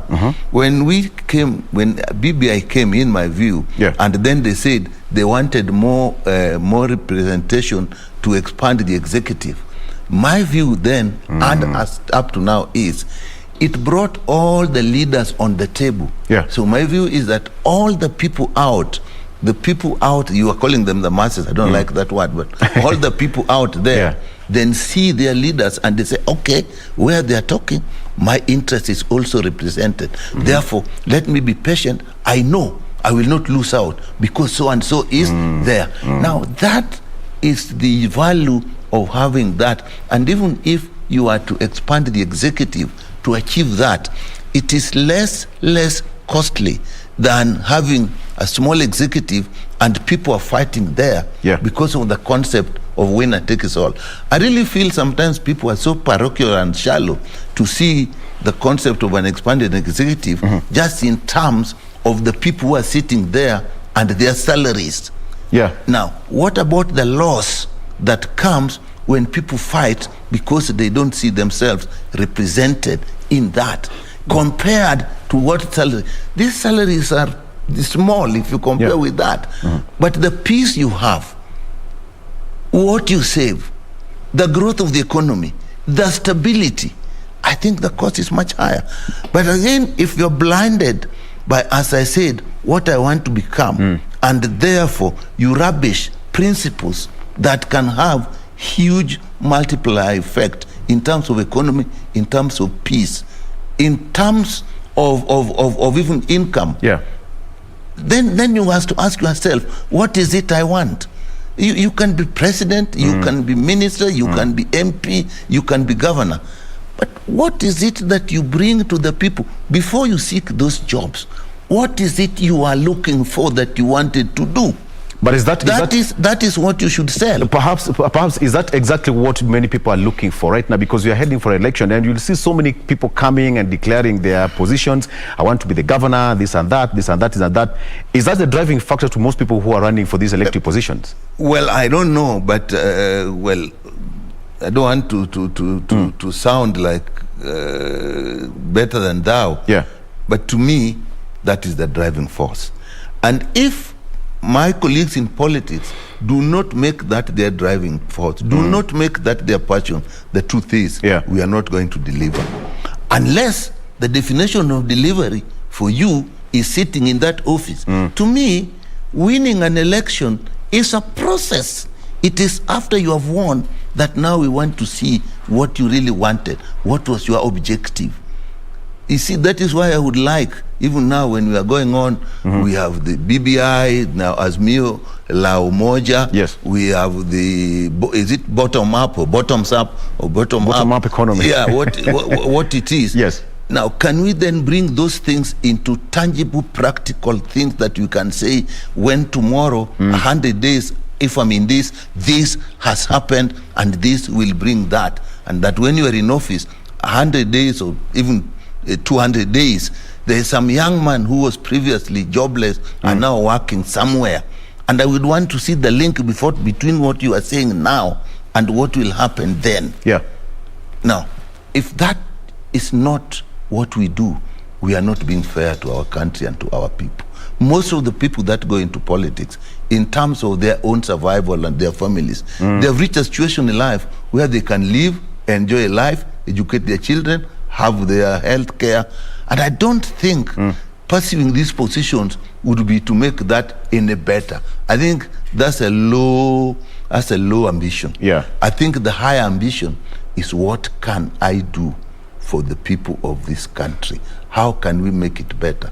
That even my children and grandchildren, when I will not be in this position, can live safely, even if they're not lucky enough like me to be in an economic situation where they can afford these things. We must reach a situation where an ordinary Kenyan can actually say, when I'm sick, I know I'll be treated. Yes. Where an ordinary Kenyan can say, when I walk around the street at night, I know I'm safe. Where an ordinary Kenyan feels that when I look for a job, I will get a job on the context of my capability, not because somebody else knows me. We must reach a point that whoever is elected, after the election is over, I can be sure that I also will get my needs represented there. Yeah. To me, those are the big ideals. Is that the ideal of Azimio la Umoja? Okay, it is in my party, and maybe regionally it would be expected that I would belong to that party. Yes. But I've seen something in it that I want to go back all the way to actually the handshake. Okay, Azimio la Umoja. Yes. What does it stand Unity. for? Yes. Unity. What are some of the nitty-gritties? The nitty-gritties the nitty-gritty is that Kenyans are united and Kenyans feel that they belong to this country. Then we create a nation. From independence, we have been able to create a state. We have not been able to create a nation. 50 years down the line, when we fought the colonialists, we created a state, we took over the state. Yeah. A state is defined by the boundary, a state is defined by the constitution, a state is defined by the laws, a state is defined by the structures of governance that are in. Right. But a nation is defined by the feelings of the people towards that state, the belief in that our land here, I belong to, and it will take care of me. And if you attack this land, you attack me. But a state, that is why people steal from the state and don't feel anything, because they don't think they're attacking anything of their own. You have heard people say, if he's a thief, has he stolen your thing? Because people not realizing when you steal government thing, you are stealing from yourself and other people. Yes. So to me, those are the ideals that are important. Now, if you look at that, so the handshake brought peace because of the unity that came between the president and the prime minister, and it followed with their leaders. Yeah. So that unity, look at what it has done. Then we said, okay, we have shaken hands. The fighting has stopped, just like it happened in Kuluguni between the President Kenyatta and Raila. Yeah. But then the question is, why is it that our people are always fighting? What are Kenyans feeling? This thing of ethnicity, this thing of divisive politics, this thing of corruption, this feeling of exclusiveness, the feeling that young people feel they can't have jobs. Now, can we then address this thing so that we do not always depend on two people agreeing to appease the people, but that we actually bring things that people feel good about it? And to me, it was the building bridges to a united Kenya. So do you see consistency? Exactly. Yes. Yeah. And then when we now say Azimio la Umoja, again we are still talking about unity. So to me, unity has been paramount. Look at Ethiopia now. Look at Southern Sudan. Look at Sudan. Look at all countries where there's no unity. But after you have achieved that unity, then tell us what is it we want. And at independence, Our enemies were supposed to be ignorance, poverty, and disease. Somebody. Now, yes, we have not achieved them. Why? Because two things came that we have not addressed: corruption, ethnicity, and divisive politics. Mheshimiwa, somebody would argue that the Azimio la Umoja was brought about, that slogan was brought about to counter the hustler narrative, the haves and the have-nots. Was that the driving force behind that? Now, I don't see why you want to look at a driving force from elsewhere, while you are very clearly where it started. The handshake came before the hustle narrative, isn't it? Yes, right. So what was the basis of the handshake? Unity. Unity. So if you then come and say BBI, building bridges to a united Kenya, unity. So when you now call it Azimio la Umoja, unity. The hustler narrative came somewhere in between. It just bothers me about the hustler narrative that down the line, we haven't seen what it stands for. What is it going to do? You say you're going to give jobs to young people. What are the strategies you want to put in place? By now, there should be a document that we can take and read. Like now, with the BBI, we can take a document and read.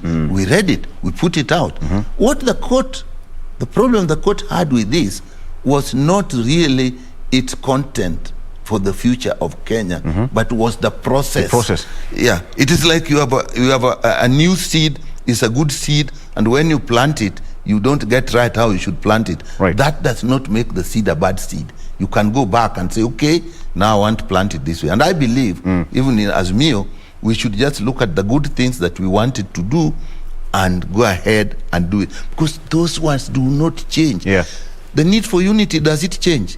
The need to fight corruption, does it change? The need to remove divisive politics, does it change? The need for inclusivity so that young people feel included and that they can get jobs, does it change? It doesn't. It doesn't. Yeah, so to me, that is why I'm there, because I've seen from independence how things changed. I was in this country and I even practiced as a doctor when you walked into a government hospital and got services free, where government hospitals were better than private hospitals. I transferred patients from Aga Khan to Kenyatta. I knew mothers who preferred to deliver in Kenyatta than Nairobi Hospital, because really, in technical terms, it was better. I transferred patients from Aga Khan in Kisumu to what is now Jaramogi. It was then called Russian Hospital. Russia, right. Schools. I went to school when the government schools were better schools than the private schools. It was only people who failed who went to private schools. What has changed all this? So what has changed all this? One is corruption. Two is ethnicity. Three, exclusiveness. Because when corruption comes, then the public services do not work well. When you start to employ people on the basis of ethnicity, some competent people lose jobs just because they don't belong. And therefore, you get mediocre people holding positions that they can't run. When people feel excluded, when people feel this is not mine, if whether you're a doctor, whether you're an engineer, doing the road, and a doctor treating a patient, and you don't feel commitment that I'm treating this as my own, then of course you will not look after it. Exactly. Perhaps somebody would argue that during your time there were very few private entities as compared to right now, because we have got private schools all over, competing with the government institutions, the private hospitals. The question is, what made them more popular is because the government ones were not working well. And I've told you why they were not working well. So the growth of the private sector, it is good for business, but in social services, it's actually not very good. Because even then, the business people were still getting their income, because the inputs that went into the services were still from the private sector. Exactly. Yeah. So when you have a nation which is united with a vision that is shared and a feeling that this is mine, so that when a teacher feels that I must teach this child well. Yes. So that my child can also come to school in this.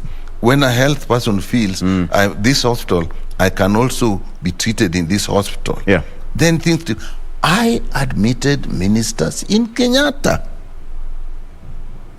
Perhaps that Kenyatta National, it's a referral hospital. Yeah, no, but because it was better. Yeah. Yeah, so what I'm saying, these things are possible. We can go back. I know some people will say, oh, if you're getting older, you just start to see the past. But you must also see how the future grows from the past. Whether the growth in the future is making people worse off than the past. And then say, where did we lose it? And that's why I like the Building Bridges initiative. The content, I don't know what you call it, but the bridges to a united Kenya is a good thing. You could call it anything, but those principles inside it are good for Kenya. You've talked about a united nation, and most of these politicians, most of the front runners, we have got ODM Raila Odinga, who is yet to declare his candidature, coming soon, and we have got Deputy President William Ruto. When you look at their manifesto and what they're trying to preach out there, they're talking about economy, economy, economy. Jobs to the youth, jobs to the youth, jobs to the youth. This sounds like the same narrative which is copy-pasted from the previous elections during campaigns and then brought forward to date. Is that so? The difference I see is that the hustler or the bottom-up thing. Yes. I've not seen a clear document that if today you won the election and you appointed me as a minister or a permanent secretary, then I'll take that document and say, okay, this is what you wanted to do, so now let me put it there. On the other hand, when we look at the BBI, which the issues that were there, they are clear. You give it to a minister and you can see, you can ask him in a year's time, what have you done to achieve this? What have you done to achieve to reduction in corruption? We can actually measure the achievement in corruption. What have you done in terms of universal health care?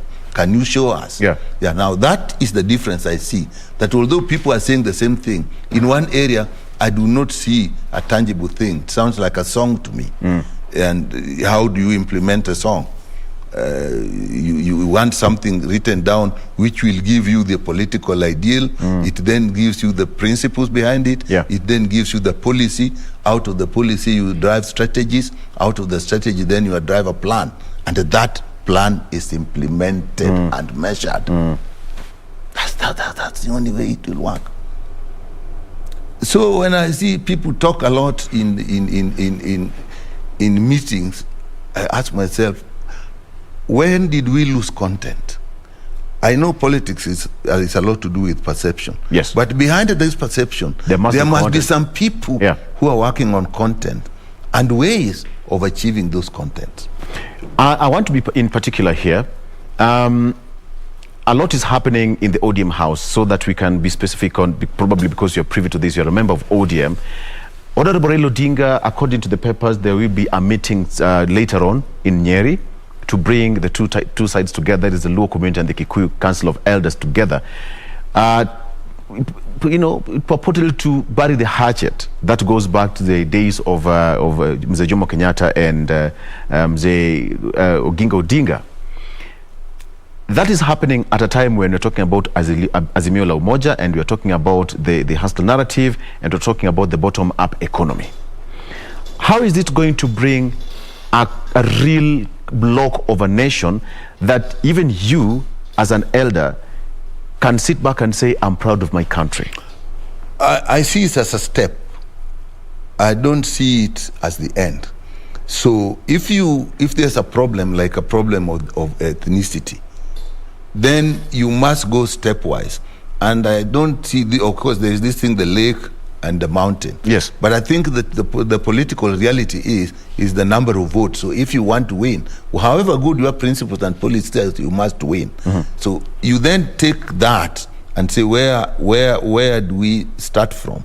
And if there is two divisions that always marks which is symbolic of the whole division in the country, because that has always been that the lake and the mountain has always been seen as the symbolic division in the country.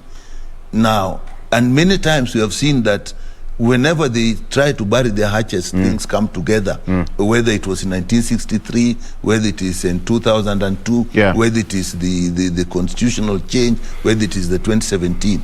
In my view, it does not mean they have the dominance over the country, but it is a starting point.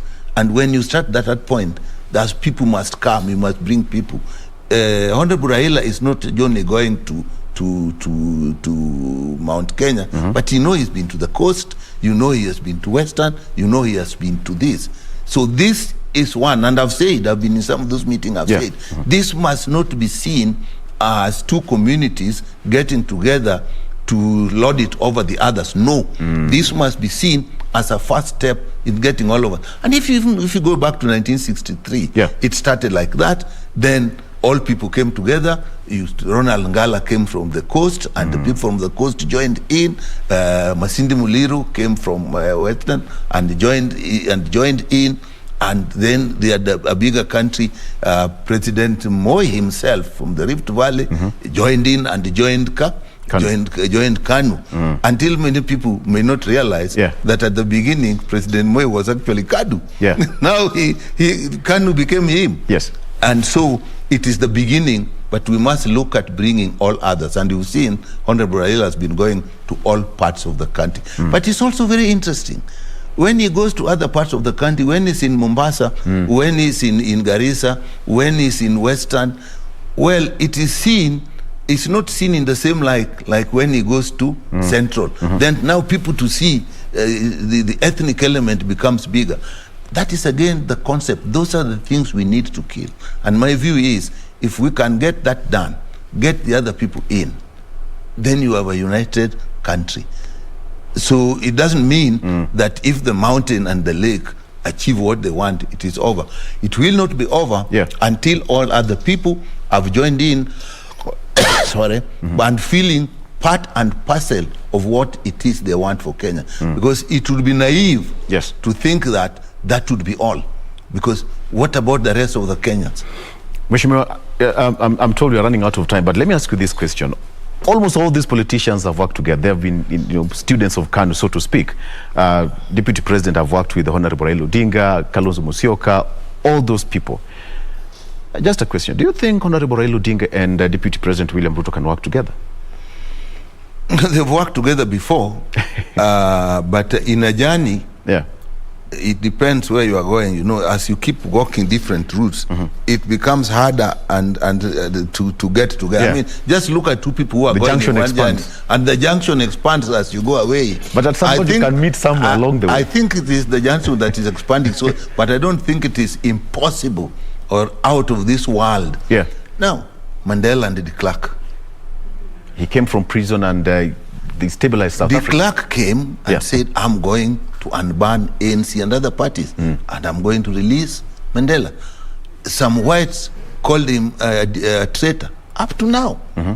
But if the interest of the country is paramount, then it is easy. Ambition itself is good, because in leadership, if you have no ambition, you don't have the drive. So a lot of these people you see, they may have the same vision for the country, but there's a feeling that I am the one who can do it, I'm the one who can do it. I wish you would get to a situation. Remember, 2002, people, I think in which hotel where people went out, this opposition was one side, just before Kibaki Tosha. And people were saying, give us one person, give us one person, give us one person. Declare one person.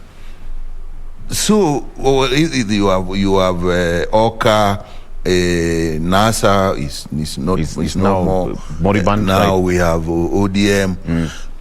You have ODA.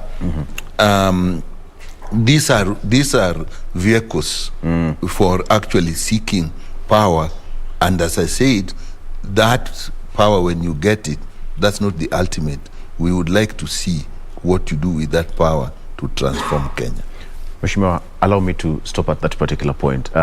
We've just run out of time. It's already, time is running out, but we really need to appreciate you for coming on board. You've talked about Matters Health, and you were at the helm of medical services way back in the Ministry of Health, and you've touched a very important aspect that when everything is in shambles, health sector is the first place to be affected. Let me tell you a little bit about that. Please do, in 1 second.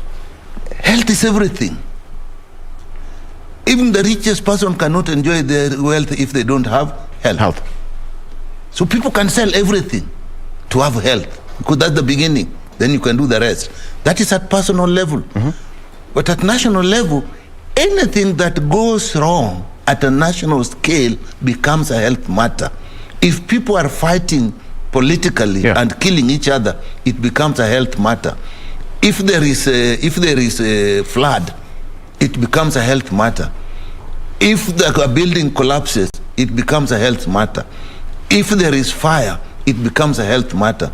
If there is drought, it becomes a health matter. What is not health? You must remember, all living things, they wake up in the morning to improve their well-being. And the first well-being of any living thing is their health. So even when we go to the moon, when we get these big machines, we are just trying to improve our well-being, which starts with our health. You know what is important? The next guests coming up are going to talk about health, abuse of antibiotics, and all of them are doctors. So today is Health Tuesday. Much as it's political, but you're talking about Matters Health. The way he said, without health, nothing can move on properly. That is Dr. James Nikal, MP for Seme. We've been having a myriad of discussions here and there. And I say, when you talk to the elders, you learn a lot. Let's take a break. Jen Wamboy will be up next with Matters Health. Important to note. We'll be right back.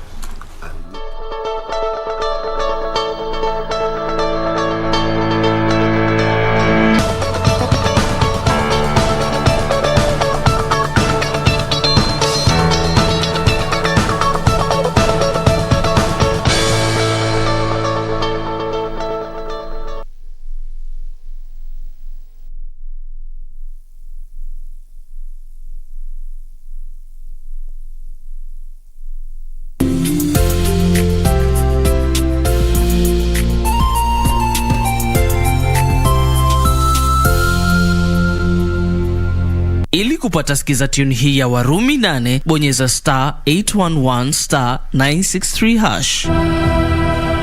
Nina hakika kwamba hakuna kinachoweza kukutenga na upendo wa Mwenyezi Mungu.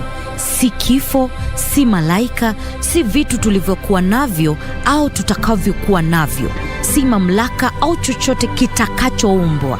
Warumi 8:38 hadi 39.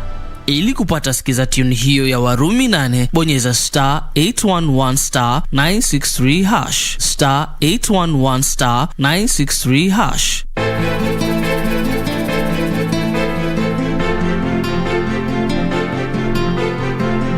Yaani wamfanya kitu chako cha sawa, yeye yaona wampita kichwa. Sasa sisi wanawake tutakuwa hatufanyi mambo yetu kwa sababu wanaume wataenda kununa. Yule wakili hakusikia raha kuniona. Inakaa alikuwa yataka mimi nibaki huko nife kwa Kate. Ile kitendo ambacho umefanya haikufanya wewe jemedari. You're not a hero. Lakini mwanangu labda ameenda tu kwa marafiki, atarudi. Ulikuwa umeenda wapi badi? Nifikiri umepotea kama mama. Sijapotea mimi. Na saizi nimerudi na sitakuacha tena.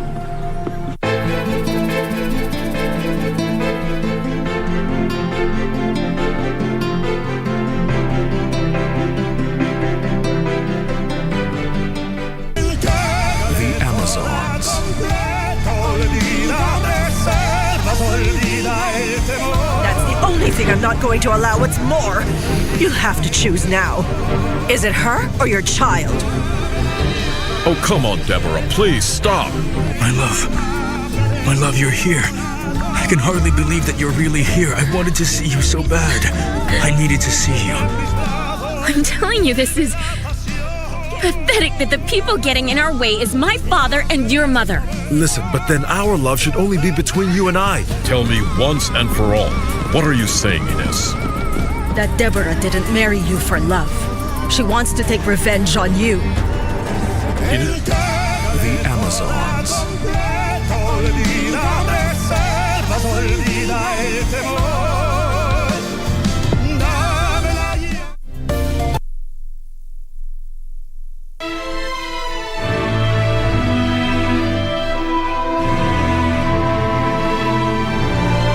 I think there's only one person you want to see. It's you. You've been asking about him non-stop lately. Do you take me for a fool?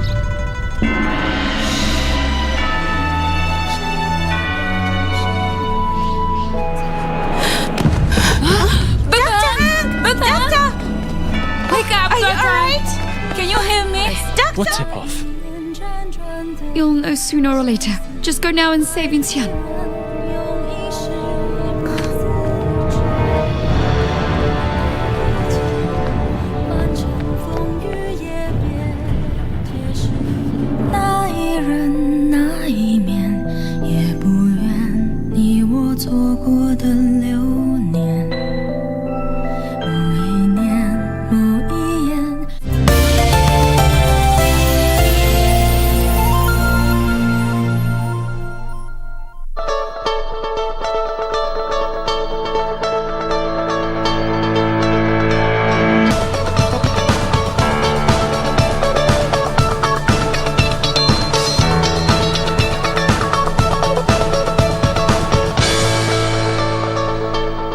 Good morning. Now, before we talk matters health, how about we talk matters of entrepreneurship with a keen focus on matters of energy?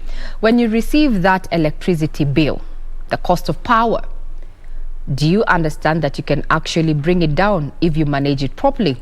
So we're talking about energy conservation, or rather energy management. We have in studio an energy management consultant that is none other than Albert Ouma to take us through that conversation. Good morning, sir, and thank you for your time. Good morning. Thank you. But before we even start to try and understand what energy management is all about, I'd want to pick your brain in regard to the country's energy mix as is, where we are pulling from. What is your take? No, I think Kenya is, thank you very much, first of all, for having me in the studio. And thank you, the viewers, for tuning in. I would like to say that I think Kenya is doing very well in terms of incorporating renewable energy into the overall energy mix. The largest proportion of our energy supply come from renewable energy sources. As you are aware, we have geothermal sources. We also have the hydro power generation. Those are all renewable energy sources. We also have, I think, a supply from the wind. I think we have a wind generation plant in Turkana. Yeah, and also I think lately the government commissioned the solar energy plant in Garissa. So that tells you that the government is very keen on ensuring that the largest proportion of the energy generation come from renewable energy sources. Mm-hmm. Yeah. So then why, if someone would ask you, layman, from where you sit being in this particular value chain, then why the high cost of power? I think the high cost of power is as a result of many aspects.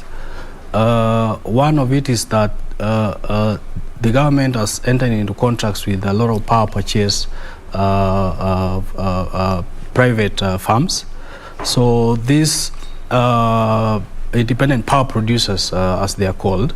So the independent power producers, supply, they are on standby to supply power, and most of them use the diesel powered, generators. So that makes the component of the electricity bill expensive. And as you're aware, I think the government is already taking steps to review those contracts, and the ones that are already being negotiated have been frozen, put on hold. So I think that is a huge proportion of what goes into, the electricity bill. Although there are other components, which of course they will review. But the largest proportion is the fuel cost charge, which again comes from the generation from the independent power producers. So what I'm hearing is that you'd already pick up the issue with the contracts, the contractual agreement that government has with independent power producers as one of the areas to tackle, so that if you were seated in government, if you're seated where the Energy Cabinet Secretary is sitting and other government officials, you promise Kenyans that the cost of power is going to come down by December or in December. Other than the independent power producers, what other areas can we adjust, from a policy point of view, to ensure that, cost of power comes down? Because we know it has a trickle effect on not just households, but also manufacturing industry and such. I think the government, of course, can still, increase tap into the renewable energy generation sources. As you're aware, solar and wind, those are generation from the natural resources, and they are clean, so I think the government needs to put more focus in harnessing the potential of the solar and wind to pump into the energy mix to help in managing the energy costs. Apart from just reviewing the power purchase agreements from the independent power producers, I think the government needs to still deliberately move on the direction of harnessing our natural resources in terms of solar and wind to help in not only reducing the energy costs, but also for sustainable development. As you're aware, last week there was this conference in Glasgow, COP26, where they are very keen on climate issues. And as you're aware, generation from clean sources contributes to us, managing the greenhouse gas emissions. So what I would encourage the government to continue doing is to continue exploring and investing in renewable sources of energy to help in not only managing the cost of power for the consumers, but also protecting the environment.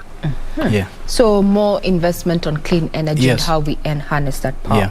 Now let's talk about energy management. A majority of Kenyans do not understand when you say energy management. What does it go into? Let's look at from a corporate point of view.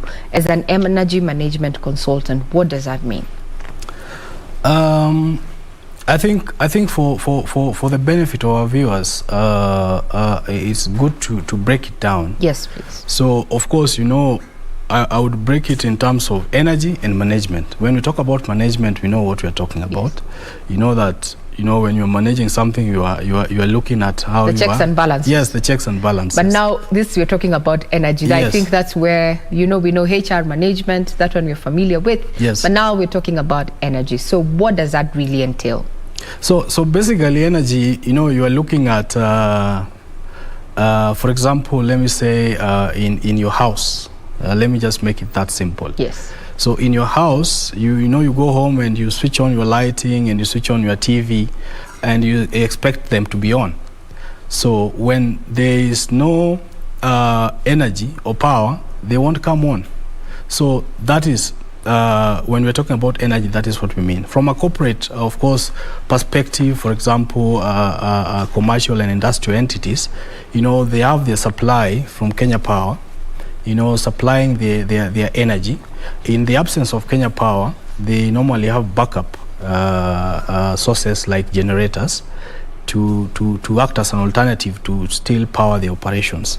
So when you're talking about energy, you're talking of either electricity or diesel, or other sources. It can also be renewable like solar, to power your operations. So when you are talking about management, you are looking at the cost of utilization of such energy resources. And you are looking at what is coming in and what is going out. Efficiency. Yes. And that now comes the efficiency. Now let's look at the normal household. Especially where lighting is concerned. Kenyans are always crying foul over the huge electricity bills that they incur. And their argument is my bill is ever growing, or rather increasing, yet the items that I have in my house are relatively the same. If I use electricity, I have lighting, I have a TV, I have a refrigerator and such. I have not added any electrical equipment yet. My bill has gone up. So let us understand that. The issue of consumption, from where you sit, in such a household, looking at how do I bring the cost, the general cost of power for me down to an affordable level, manageable level, so to speak. Thank you very much for that. And I think this is a topic that the viewers or consumers normally, I think, take for granted. While the power is in their hands. You know, for example, you go home, you find you switch on, you know, your appliances and lighting, and sometimes you're in the sitting room and the bedroom light is on, you know. So that is the first step. So I think we have to change our attitude in terms of being conscious of how we utilize, you know, our energy consumption in our houses. So the first thing is energy conservation. What needs not to be on should be off. You are in the sitting room watching your TV, and there's no one in the kitchen or in the sitting or in the bedroom, and the lights are on. So you're already wasting. At the end of the month, you're paying for that. Okay. Now you are in the bedroom. You know, you're done with the sitting room, and you've left TV on. You've left your lighting on. Still, as they run, they consume energy, which you pay for at the end of the month, or if you are buying tokens, they utilize your tokens. The other aspect is that when we go to purchase our appliances, you go to a supermarket, you know, to buy your lighting bulb. Most of us rush quickly to look at the pricing. You know, you look at this one cost less, this one cost 50 shillings, this one cost 100 shillings. Well, there's one that is costing probably 300 shillings. And that brings me into another key aspect, which is called energy performance or energy efficiency or energy performance standards. So our viewers or consumers need to know that take into account the energy consumption of the appliances you're buying. I think the government is already taking steps to educate our users. I think the Energy and Petroleum Regulatory Authority has this program on energy efficiency labels. For example, you go to buy a fridge, okay? You'll find the sticker for Energy and Petroleum Regulatory Authority on it with certain stars. So the more the stars, the less energy it consumes. You'll find one without any sticker or any anything that displays its energy performance characteristics, and probably it's costing cheaper, and you rush and buy it, while when you bring it home, it's going to consume more power for you, and probably its performance is also not guaranteed. So the government is already taking steps, and I think consumers and viewers need to take that into account. For the light bulb, there is the energy they consume, you know, per hour. So the latest technology in lighting is called LED, light emitting diodes. The previous technology, the old inefficient technology, we have incandescent bulbs that consumes a lot of energy. You know, an equivalent, you find a bulb consuming 5 watts, while the old inefficient consumes 60. Now you're moving from 60 to 5. And that's a considerable reduction in your costs. Now hold it right there, because I think a majority of Kenyans have gone shopping for bulbs at one point of their life or another. So we're looking at that shelf. Yeah. We usually look at the cost. That's okay. We look at the price, and most people will go for the cheapest because they're trying to save on the shilling. Yeah. However, now what I'm hearing from you is that it is not necessarily worth your money or your investment, so to speak, because it will take more from you at the end of the day. Yes. So now for a bulb, I know there are some that in the market, the energy saving bulbs. Yes. So if I was to purchase, what's the difference between if I was to purchase a 60 watt bulb vis-a-vis? Vis-a-vis a 5 watt. So 5 watt. Yeah. So does it mean the 60 gives me more light than the 5 watt? Because that is a general norm. Like I'll go for the larger number, 60 watts, and assume the 5 because I want my house to be well lit. Let's dissect that. Okay, I think for the lighting, you know, the bulb that consumes 60 watts are basically, you'll find more of them are incandescent, you know, bulbs, which is the old inefficient technology. Now, the LED, which is the latest technology in lighting, will consume 5 watts, but the light output will still be the same. Now, as a consumer, you go to the supermarket and you focus only on the pricing or the cost. Of course, you look at your pocket before you make any decision, but also have at the back of your mind that as you're buying the 60 watts, someone buying the 5 watts is going to pay less in terms of the electricity, you know, bills or electricity consumption. So I think those are some of the issues that, you know, our viewers and consumers need to take into account whenever they are doing these purchases, so that they also should be aware that there are operational costs or running costs as when you're buying these appliances, be it a light bulb, be it a fridge, be it a television. You know, you look at how much energy it consumes, because at the end of the day, you bring it home, for it to run, it will have to consume energy or power. Yeah. Now, also, we need to understand that a majority of Kenyans do not know. We do not read, and also, even if we read, we do not understand. And that information is usually written in very tiny, I don't know if it's caps or something to say, you know, very tiny. Maybe let us understand, what are we looking out for when you're reading, especially when you're buying an appliance, other than looking out for the stars. The many stars that they have, the better they are in energy performance or efficiency. But now, away from the stars, how will I tell that product X is far much better when it comes to energy performance or efficiency, unlike product Y? What should I be looking out for? Is it the kilowatt? What am I looking at? Yeah, it's the energy they consume. And how is it, like, so figure out? Yeah. The energy consumption is normally written in kilowatt hours, denoted in kilowatt hours. Yes. So there's the kilowatt and there's the kilowatt hour. So sometimes you'll find it written in kilowatt.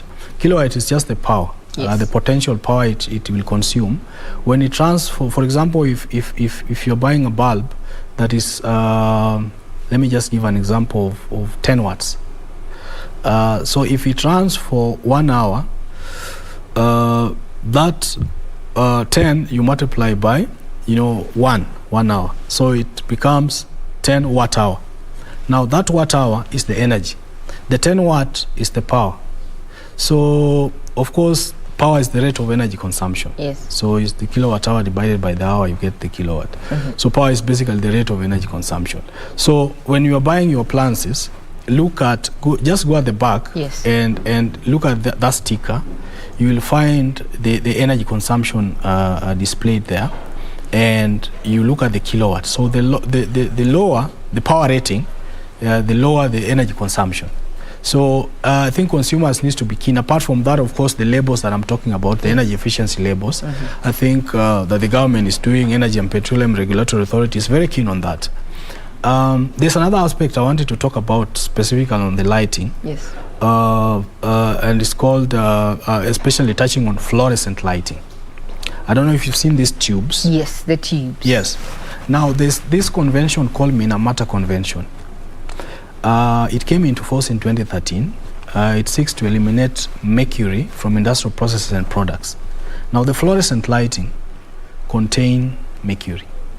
Mercury is listed in the top 10 list of harmful chemicals, most toxic chemicals, by the World Health Organization.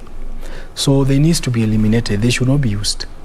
But if you go to a majority of corporates, their lighting is fluorescent. Is fluorescent. Yes. So there lies the problem. Kenya is signed into that convention, but they haven't ratified it. I don't understand why, but it's something they need to take seriously, so that they protect the public. You know, it touches on public health. When people are exposed to mercury, you know, it's a health and, you know, safety risk to the population. You find, for example, in most of our schools, the majority of the lighting that exists in the schools are fluorescent lighting. Recently, last week, I was at Maseno School, you know, trying to help them to you know, phase out the fluorescent lighting. apart from just replacing them with LEDs, which again help in improving operational costs, you're also eliminating the mercury aspect and improving the health and safety of the population. So that is something that I would encourage the government to take very seriously, so that they are able to fully adopt the Minamata Convention, and so that the mercury lighting in fluorescence can be phased out. I think it's overdue.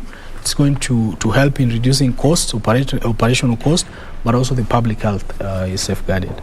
Yeah. Now, as we work towards the end of the conversation, there's been a shift towards solar energy. Yes. What is your take on that? Definitely, solar energy is the way to go. The sun is in abundance in this part of the continent, and so it's an idea whose time has come, and everybody needs to embrace it. A lot of consumers, industrial, and even small consumers are taking solar very seriously. So it's something that needs to be embraced. It is clean, first of all. Yes. So it helps in environmental protection in terms of reducing the carbon footprint, greenhouse gas emissions in the country. And again also in helping us to manage our energy costs, so that we are not over relying on the utility supplier, which is Kenya Power. So it's something that we all need to go for. Of course, the government has developed regulation. I think it's currently developing regulations just to ensure that it is done in a more organized way, and that those doing it are working within the confines of the law, and there is also the health and risk and safety of people doing that. Such projects are protected, taken care of. Talking about regulations and policies, from the private sector aspect, support towards persons who have invested in clean energy generation. Do you think enough is being done to support this particular niche at a time, as you've said, clean energy is the future? What do you think? I think that of course, as you can see, the government is already taking steps, because they have already noted that this is something that the general population is taking into account. The cost of the installation of the solar power is already coming down tremendously compared to the past when the technology first came. Recently they imposed taxes on such products, which is something that they need to review, so that people are able to take advantage of such, and more installations can happen. So I think it's a good idea. The government needs to support it. Of course, they are making it, trying to guide it through regulations, so that there's order in that industry. But it's a good thing to do, and both individual and large consumers should go for it. I mean, it will help you cut on your energy cost, and also improve on your carbon footprint. Yeah. So in parting shot, from where you sit, especially to households now, when Wanjiko is decrying the high cost of living, and one factor is the cost of power, what would you tell someone who is running a small business and coming back to their small house on how to reduce their cost of power? I think the most important thing is to be conscious of what is consuming power in whatever entity you are. It can be your small business, where you have lighting, you have certain appliances. Just be conscious of what is consuming your power, and take note of how much power you're consuming, because one of the things is that people are not taking note of how much they're consuming. Once you've taken note of how much you're consuming, then you are going to develop steps of reducing it. And I've talked about energy conservation. When you're conserving, what needs not to be on should be off. Then I've talked about also energy efficiency. Now that is improvement in technology. For example, if there's lighting that consumes 60 watts, while there's another one that consumes 5 watts, That is now the efficiency aspect of it. They still give you the same output, but you are using less. It's like, killing a mosquito with a hammer. You can tap it like this, or you can use a hammer to kill it. So where the hammer is a 60 and the 5 is a tap. Yeah. And the mosquito is still dead. Yes. Yeah. Well, there you have it. If you've been wondering what energy management is about, you can practice it as an individual, in your household, in your business. Speaking with Albert Omar, who is an energy management consultant, his advice to you and I is that to be fully conscious of what is consuming your power, and whatever you're using or what you're not using shouldn't be on. Take advantage of, the daylight. You don't need to be at the sitting area or the lounge and your lights in the bedroom or the hallway is actually on. And be conscious when you're buying these particular electrical appliances. The less they consume, the less you're going to pay in as far as energy bills are concerned. So be conscious, you and I. You've been watching KBC Channel 1. We are not done yet. Up next, we're going to be talking matters health.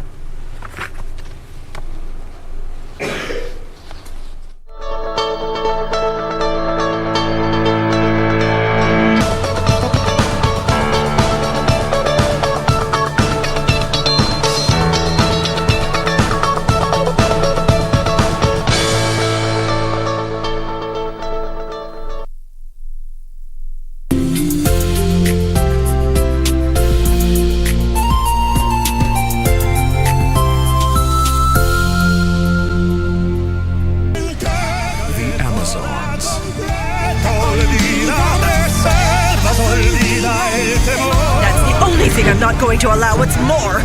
You'll have to choose now. Is it her or your child? Oh, come on, Deborah, please stop. My love, you're here. I can hardly believe that you're really here. I wanted to see you so bad. I needed to see you. I'm telling you, this is pathetic that the people getting in our way is my father and your mother. Listen, but then our love should only be between you and I. Tell me once and for all, what are you saying, Ines? That Deborah didn't marry you for love. She wants to take revenge on you. The Amazons.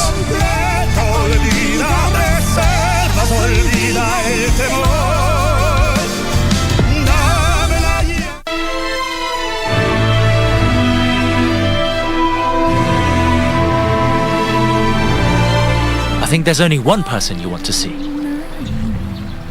You. You've been asking about him non-stop lately. Do you take me for a fool? Doctor!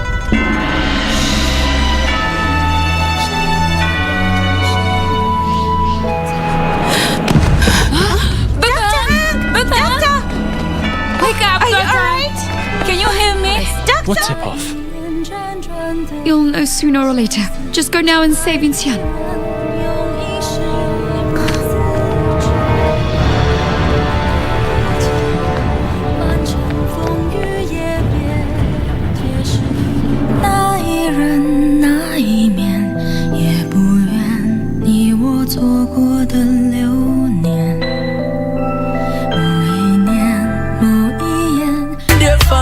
Through the ups and downs, you've always been around. So every day me show you love and not just part of the alone. Daddy, let me tell you straight, there's no greater man I'd want to emulate. I'm not the perfect man for you. They say it is good to pray, thanks and praise for all my days. Never meant to cause you any sorrow.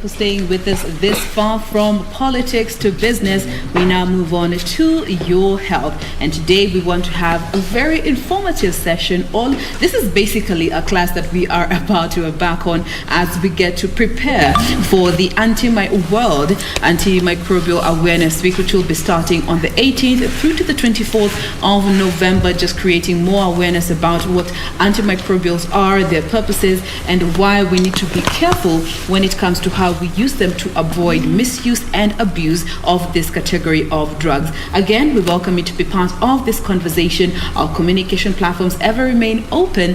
The hashtag is Good Morning Kenya on Twitter. Our official station handle is at KBC Channel 1. And do remember to tag me as well. My handle is at Jane Maboy across all the social media platforms. Questions, comments, clarifications, all are welcome in this particular session. And to help us to understand this particular topic better, we have with us in studio Dr. Cynthia Nduta-Muregi, who is a clinical pharmacist with a specialty in pediatrics, working at the Kiambu Level 5 Hospital. Good morning, Dr. Good morning. Good morning, Jane. Thank you so much for making time to be with us today. Thank you. Thank you. I'm also so excited to be here to discuss a topic that is very close to my heart. Love it. Yeah. Are you on the socials? Social media ama unachezanga chini kidogo? Niko chini kidogo. Uko chini kidogo. Yes. Tutaiwacha kwa sasa. So let's just start by understanding, a bit about your background when it comes to clinical pharmacy with a specialty in pediatrics. What does that really encompass? All right. So clinical pharmacy is first of all, that's two words. That's clinical and pharmacy. So we are looking at the drugs and how they actually now relate to the clinical aspects. Yes. How the drugs are acting on the people, how people are responding. Are we causing harm? Are we treating correctly? Are people responding correctly? Are people recovering? Are there improvements that we can make in terms of our drug regimens so that our patients recover better? We enhance patient safety. Good stuff. Yes. Now let us come to this word that we're talking about here, antimicrobials. For some, it might be a foreign word. For some, they're familiar with it, the likes of you. But when we talk about antimicrobials, what are we referring to? What category of medicine or drugs are these? All right, so when you talk about antimicrobials are drugs, and these are drugs that kill microorganisms or stop their growth. So, and they're usually classified depending on the type of organisms that they're acting upon. So where if it's bacteria, they're acting against bacteria, we call them antibiotics. If antibacterial drugs, if they're acting against fungal organisms, antifungal drugs, and also viruses, then you call them antiviral drugs. Okay. Yeah. Now, in the recent past, and this is also in line with the theme of this year when it comes to antimicrobials, there's this antimicrobial resistance. What does that refer to in line with what you've just been able to describe? Yeah, so when we talk about antimicrobial resistance, it's a big challenge for us. It's usually when we have organisms that actually kind of change and adapt to a place where they are not responsive to the medications that you are giving. So anytime the bacteria is not responsive to the drugs, then what you have is a disease that you cannot treat, and therefore you have patients, dying, overstaying in hospitals just because you cannot treat them. Whatever the bug that has affected them cannot be treated with the drugs that are available. Yes. Yeah. All right. Now, before we even get to the drivers that contribute to this phenomenon, let's talk a bit about antibiotics. Just looking at the online platform, it's one category that most people are very familiar with, and it also is the category that is most misused and abused by people. Is this something that you can actually say is a matter of fact? Yeah, very true. Yes. It's a big concern where we are having, and especially because I work very closely also with the ICU, many of the patients that actually get to ICU as a result of infections. They come because the bacteria has not responded to the medicines that have been given previously. Yes. And so it's a big concern because we also having, when we are culturing organisms in the lab, you have organisms that you can tell this one is not responsive to several organisms that it should be susceptible to. Yeah, so it's a big concern. It's a big concern. And as well, even in Kenya, we are having many hospitals and communities reporting infections that are not responding to antibiotics. And how has the trajectory been over there? Is this something that is happening more within the recent past, or it goes way back? Resistance has been something that we have been dealing with for a long time. Definitely, we've been dealing with resistance for a while. Yeah. And so this drive actually for antibiotic stewardship started a long while ago. And especially when scientists discovered that actually we are not coming up with newer molecules. So we have to actually have the old molecules. We have to preserve the older molecules to fight these infections. And so you find that over time, due to the drivers of resistance that you've just mentioned in passing. Yeah. Over time, this has been happening. These drivers have been there, and maybe in the past they were not addressed. So already we had a challenge that we are now responding to. Yeah. So that's why we are having activities, advocacy, trainings, just to help people be aware of this challenge and what it will be in the future if we don't address this challenge. Yeah, and just speaking of addressing it, we even see we had the World Health Organization declare antimicrobial resistance as part of the top 10 threats when it comes to humanity. Yeah. How worse would it get should we not be conscious, and especially look at individuals, the kawaida mwananchi, who we can get antibiotics over the counter, who can access some of these antibiotics very easily. If we don't address the problem now that we are here, how much worse would it get within the next 50 years? Yeah, actually there's WHO was actually saying that by 2050 antimicrobial resistance would cause up to 10 million deaths per year. So, and that's a big concern because you're looking at quite a huge population actually succumbing to just infections that would have been treatable, but because of the resistance, then now we cannot treat them. Yeah. And that boils down to individual responsibility, not just leaving it to the medics who are, at the forefront, of course, but at the end of the day, the population surpasses the number of professionals that we have. Now, remember, this is all about the Antimicrobial Awareness Week, which will be coming up in the next week. And please, mukisikia nimeshema hiyo antimicrobial, please do not come after me. My tongue, it can betray us at some point. But nonetheless, we welcome your questions, your comments. If you're just seeking clarifications, this is the platform for you to be able to do so.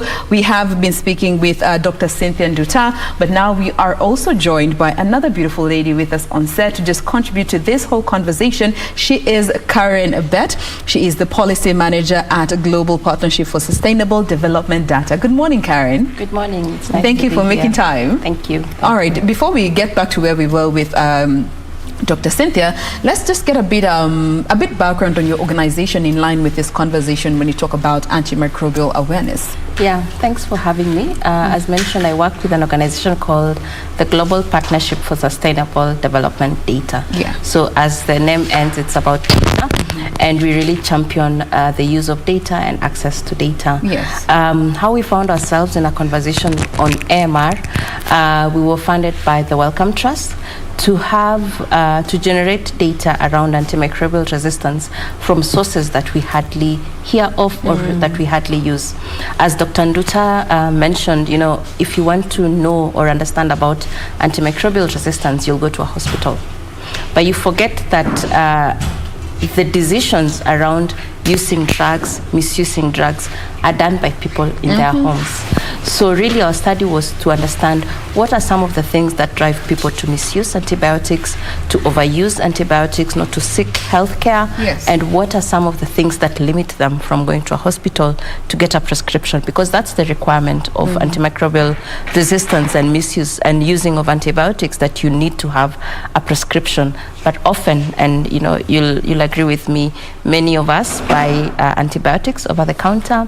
We don't finish our dose. We share our drugs with our neighbors, with the children of our sisters and brothers. So we have a lot of activities that are really driving antimicrobial resistance. And this is even before you find yourself in a health facility where it has gotten worse. So really the data was, we were collecting data with citizens, engaging citizens on antimicrobial resistance to understand how much do they know and what are the drivers. drivers, and we used interactive radio. So over 10 weeks, and Dr. Cynthia was one of our radio guests. Yes. We're just having a really candid conversation about antimicrobial resistance with citizens in their own language. So we're doing radio shows in Kikuyu, in Abaluya, and also in Kiswahili over 10 weeks, and then gathering, and having people respond via text, and we analyzed all that data and came up with, key recommendations or key highlights around people's drivers, or what makes them misuse antibiotics. Absolutely. And just on that particular point of the drivers, from my research, I did see that antibiotics are one of the most abused category of drugs, and we want to come to those drivers that actually enable this particular practice to continue thriving. And as you mentioned, doctor, there needs to be a prescription in order to get this medicine, but that in itself is the driver for misuse and abuse of antibiotics. We have poor prescribing practices in our country, and it is a two-way street. Both the common mwananchi is misusing prescriptions, and the doctors on the other hand might not be as diligent, or there are loopholes here and there. What do you make of all this when it comes to poor prescribing practices in line with a driver for the misuse and abuse of antibiotics? Yeah, so when it comes to prescribing, it's, as you're saying, it's a two-way. Yeah. So you as the patient, when you're sick, where do you go to seek for help? And if you go and say, I want this antibiotic, I don't want anything else. So already you have created the barrier to being helped and to being given the correct medicine. And again, where do you go to seek that antibiotic?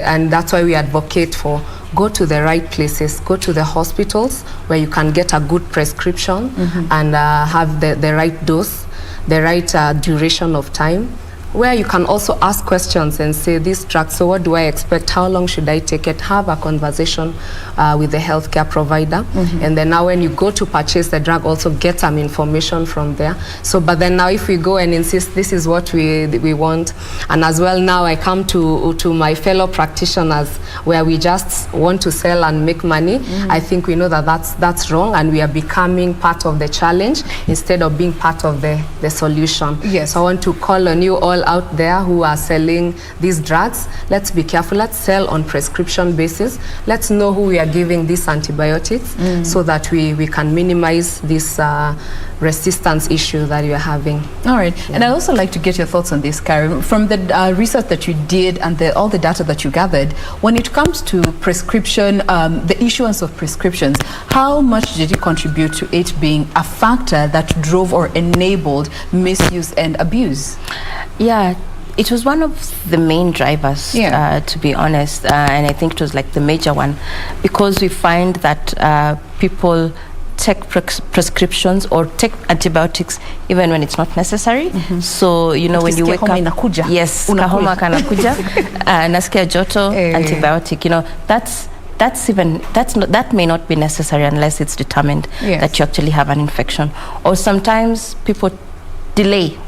So you have an infection, but you keep saying I'll get better. I'll take traditional medicine. Herd immunity. Yes. So those are some of the drivers that you end up going too soon, or going when you don't need to, or taking too long to get a prescription. Yes. The other one is, as Dr. Cynthia mentioned, you're prescribing to the doctor what you want. So you're actually becoming the doctor that you're telling the doctor. Yes, Niandikie Zithromax. Only Zithromax and nothing else. Amoxicillin. Yes, or amoxicillin.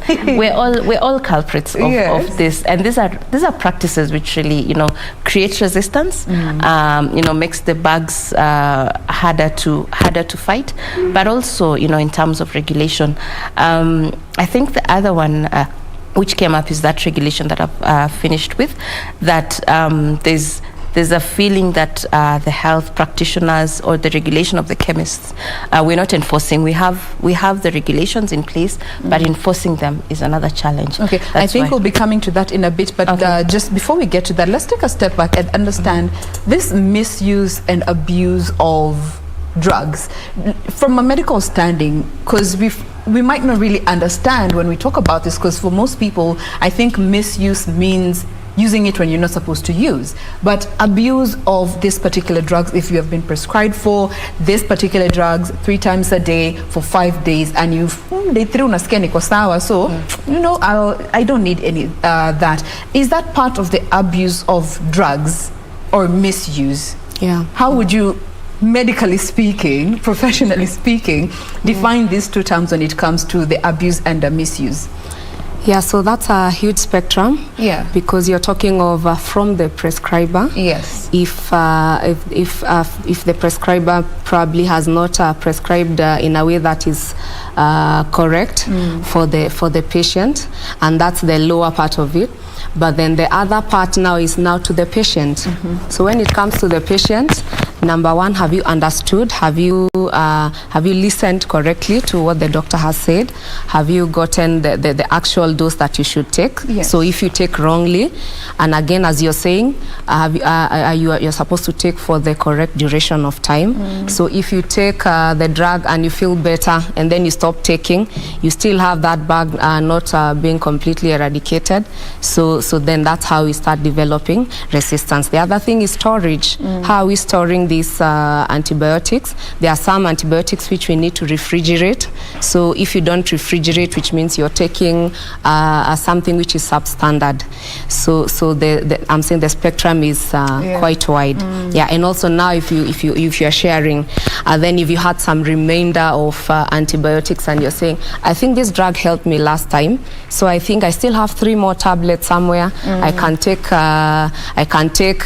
You see now that's quite a wide spectrum. And also discarding, how we discard these antibiotics as well contributes to the misuse and the abuse. And I am guilty of being in that category. Unakunywanga dawa siku 3 siku 4 unasikia uko sawa, you're like hata hizi niweke in case karudi tena. We have our own Kamiti pharmacy in the house for backup in case of this. Niko na dawa hiyo. Unasikia throat aje kuja. Guilty of that, you know. And I think this is something that most of us have done at some point. But that now brings me to the other side of this particular line, for that matter, and that is now the practitioners or the chemist or the pharmacist who is issuing out these drugs over the counter. I mean, they're meant to be over the counter to enable access, but now when it comes to the regulations that govern them in line with issuing these drugs, tell us a bit about that, Karen. Yeah, so what came up in the study was really that we have the legal requirements, but enforcing is a real challenge. And particularly, we had this in Kilifi County, for example, that you can actually get antibiotics in an open market, so like in the Soko, so which was really surprising. But it just shows how weak we are as a country when it comes to enforcing these regulations. And I think this is a really major driver of access to antibiotics, which drives misuse.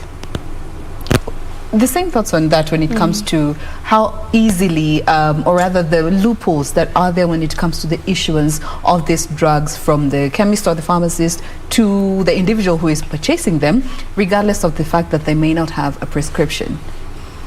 Yeah, so that's becomes a big concern, because now if the patients have easy access to the medications, then it's a challenge.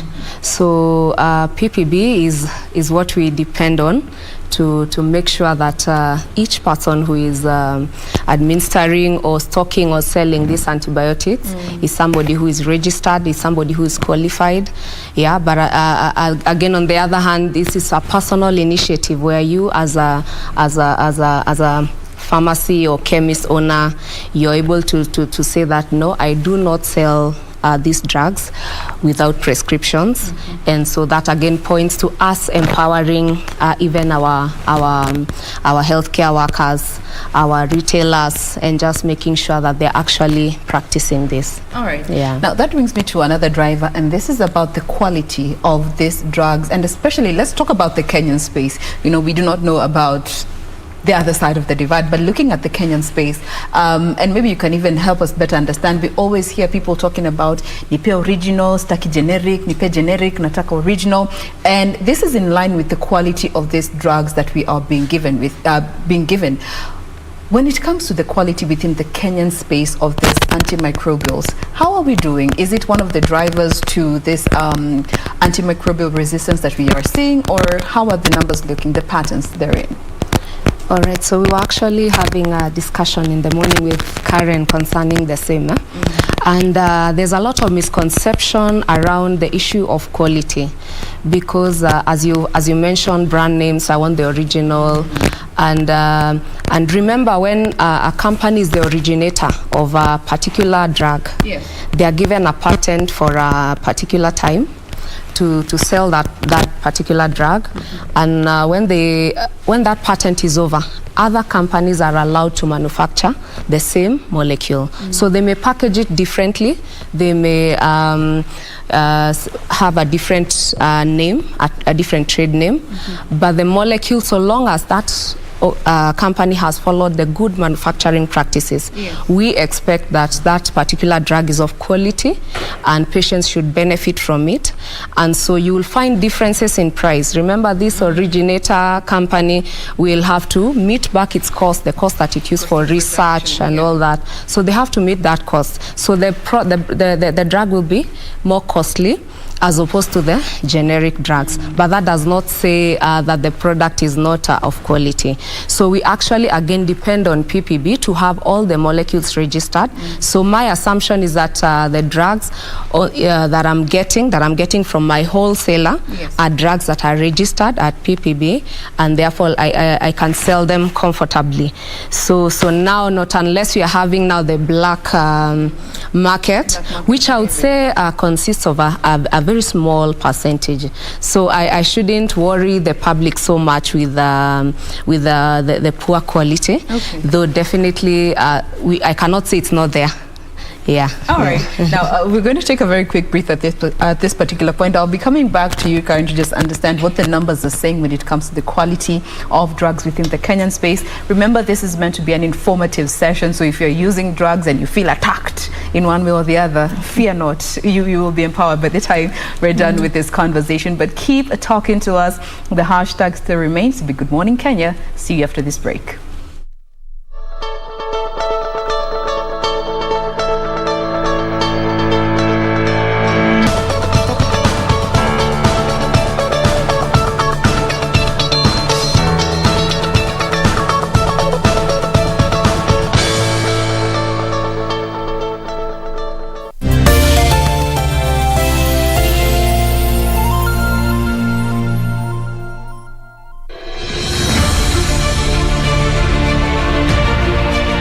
Tangu kuzinduliwa kwa vigezo vinne vikuu vya ajenda ya maendeleo na rais zijulikanazo kama the Big Four Agenda, serikali za kaunti zimeanzisha baadhi ya miradi inayoambatana na vigezo hivyo.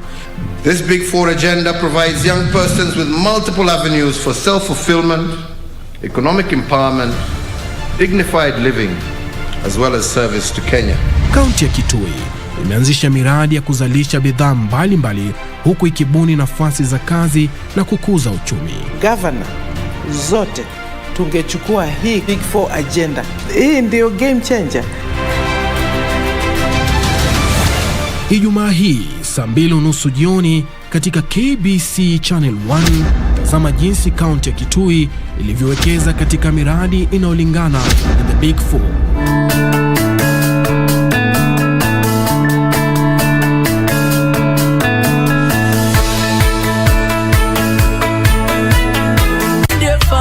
Through the ups and downs, you know you've always been around. So every day me show you love and not just part of the alone.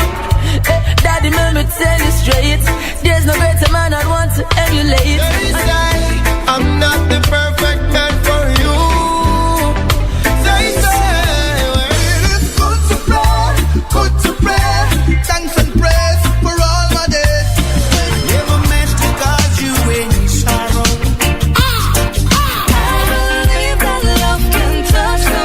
Only love can conquer the hate inside. Cause your favorite girl, you're my favorite boy.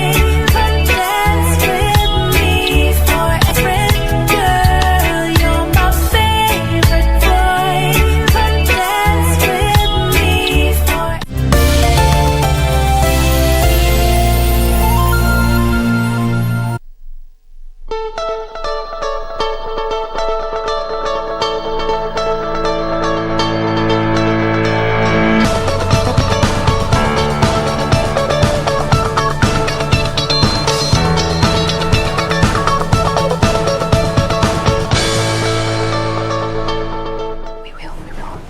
All right.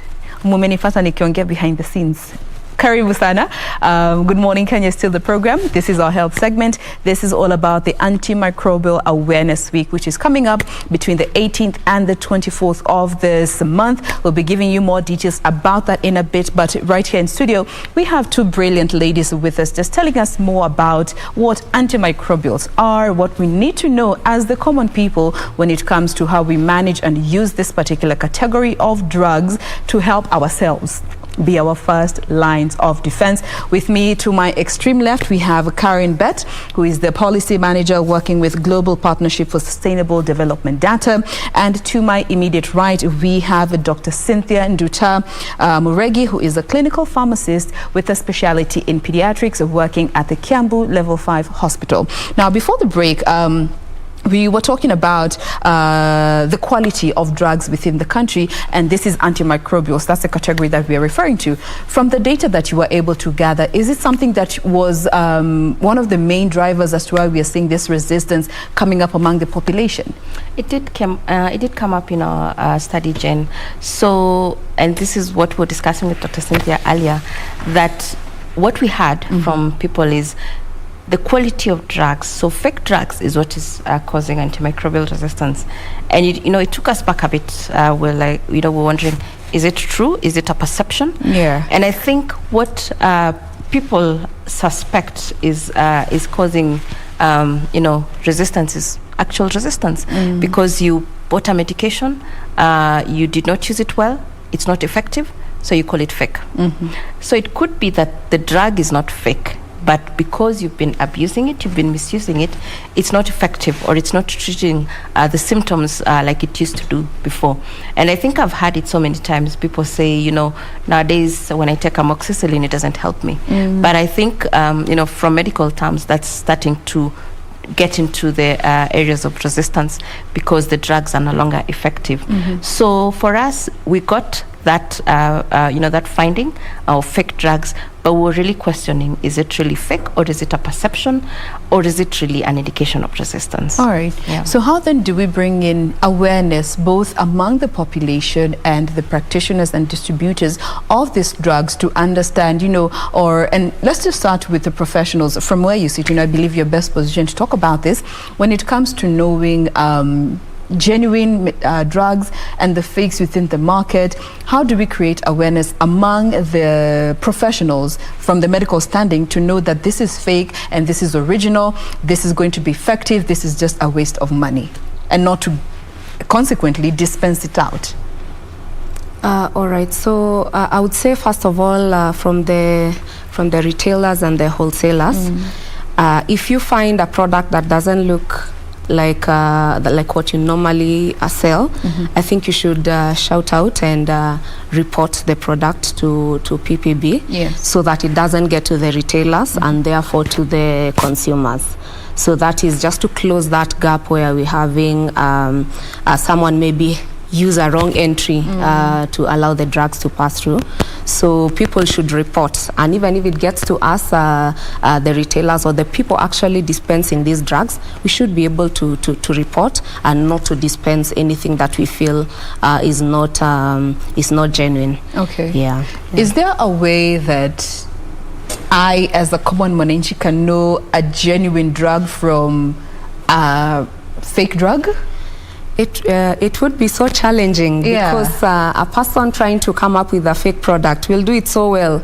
You will not also tell. We have even can people, even doubt the genuine one. Exactly. We have even people who have tried to imitate the original brand drugs. Yes. So how would you really tell? That's why we have to depend on our Pharmacy and Poisons Board. We have to trust that they are doing a good job in terms of regulating the drugs, regulating the practice. Otherwise, it would be so difficult to tell which is genuine and which is fake. Because if you use price, people sometimes have used price and say this one is too cheap.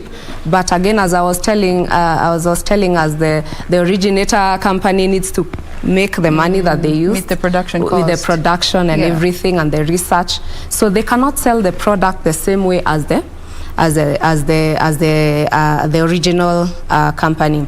So again, now the resources also that the manufacturing company has, they may not come up with a good packaging box like the other one. So you might see the box and say, is this really genuine?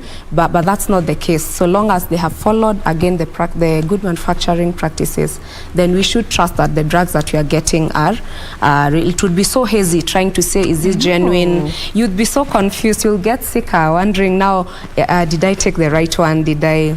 Yeah. You can't go looking at trademarks on every bottle or just trying to examine every tablet. Yeah. Now, let me come back to you, Karen, as we move on from this aspect of drivers, and maybe one last aspect is in regards to now the general population when it comes to their adherence and patience when it comes to using these drugs. To what extent did it contribute as a factor that drives, that brings about resistance? It did. So what we also found is that patients don't have time to queue in a health facility. So, the waiting time at a health facility diverts them to a chemist so that it saves time. How much it costs. You go to a hospital, it costs money. You wait for a prescription, it costs money and time. So you're rather, it's easier to just walk to a chemist and get that medication. And I think the fact that it's so easy to get an antibiotic without a prescription, that also drives people because they know they will get it. You don't need to see the doctor. You will get it. You know your symptoms. You don't need to be, you don't need a laboratory test because that also costs money. So really, people are money, they're cost conscious in their decisions. And I think that's also a major driver. Purchasing power becomes a very big problem for most. Now, as we move on, let's talk a bit about the sanitation. You had touched on it a bit, but I'd like for you to just be more clear when it comes to the sanitation and hygiene and storage of these particular drugs, because I can tell you for a fact, I have dropped a tablet and picked it up, unaipanguza na unakunywa tena. Basic things like those that we do that may in one way or the other compromise the effectiveness or efficacy of these drugs that we are trying to take. All right, I think I would also increase that scope of sanitation and hygiene to actually infection prevention, what we call infection prevention. Because if you prevent yourself from getting that infection, then you wouldn't probably even need that drug at all. So they're just basic hygiene practices, and COVID has really helped us. We saw a drastic decline in the diarrheal illnesses among children when people started washing hands. And so just basic hygiene practices of washing and properly washing your foods as you prepare them, preparing food properly, and also even in our facilities where we actually prevent ourselves from spreading infection from one patient to another.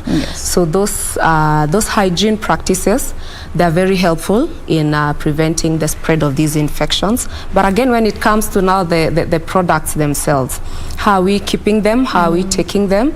Because if you are storing them in places that are compromised, if you are storing, for example, children's syrups in places where they can actually start getting contaminated, then again you find that already you have compromised the quality of that product.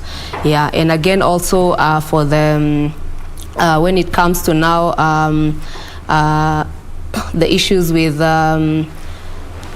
I'm trying to look for the use Swahili if need be, or mother tongue and translate. So when it comes to also drug storage issues, we have temperatures labels actually on the drugs. If you look at your labels, if your drug, it will tell you store in room temperature, store in the refrigerator, store wherever. So again, if you don't store properly, that product can actually be contaminated because it's not stored the way it's supposed to be.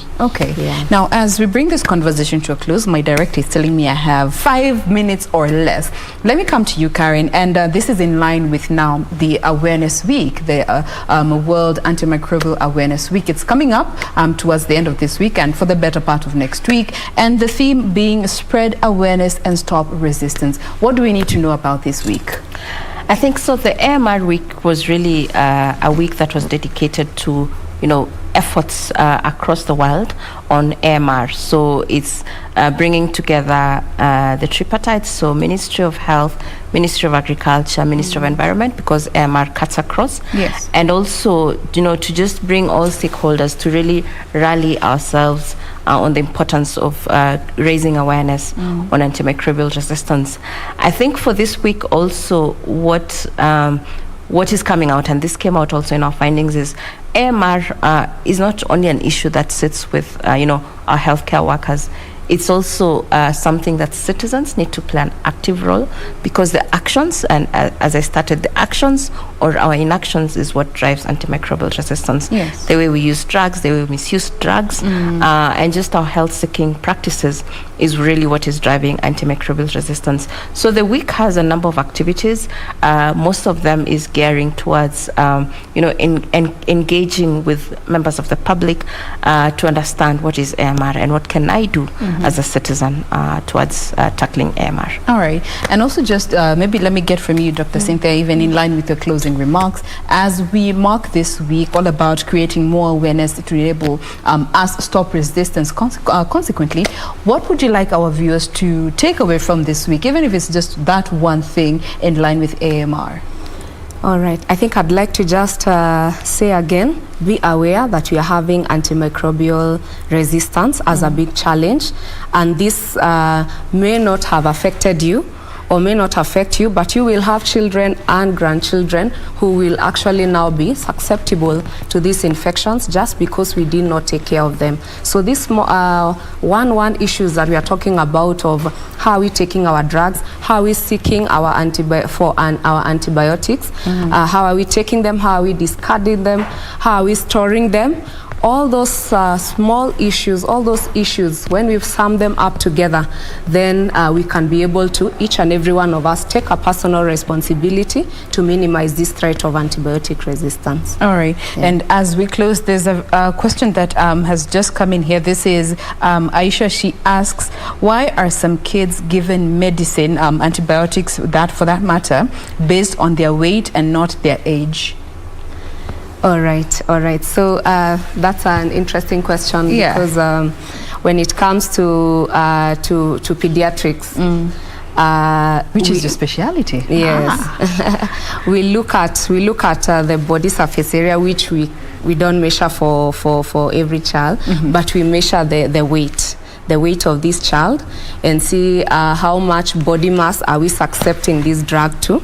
So the best measure for us is the weight. So we take the weight of the child, multiply by the dose, and that's why you'll find two children, one who is 12 kilograms and one who is 8 kilograms, are probably the same age, but this one has a bigger body mass, so they will actually need a higher dose. Okay. And also their metabolism and the issues of excretion and metabolism of these drugs is different for when you compare them to the adults, and therefore we base on weight. Most of the prescription for children, we base on weight.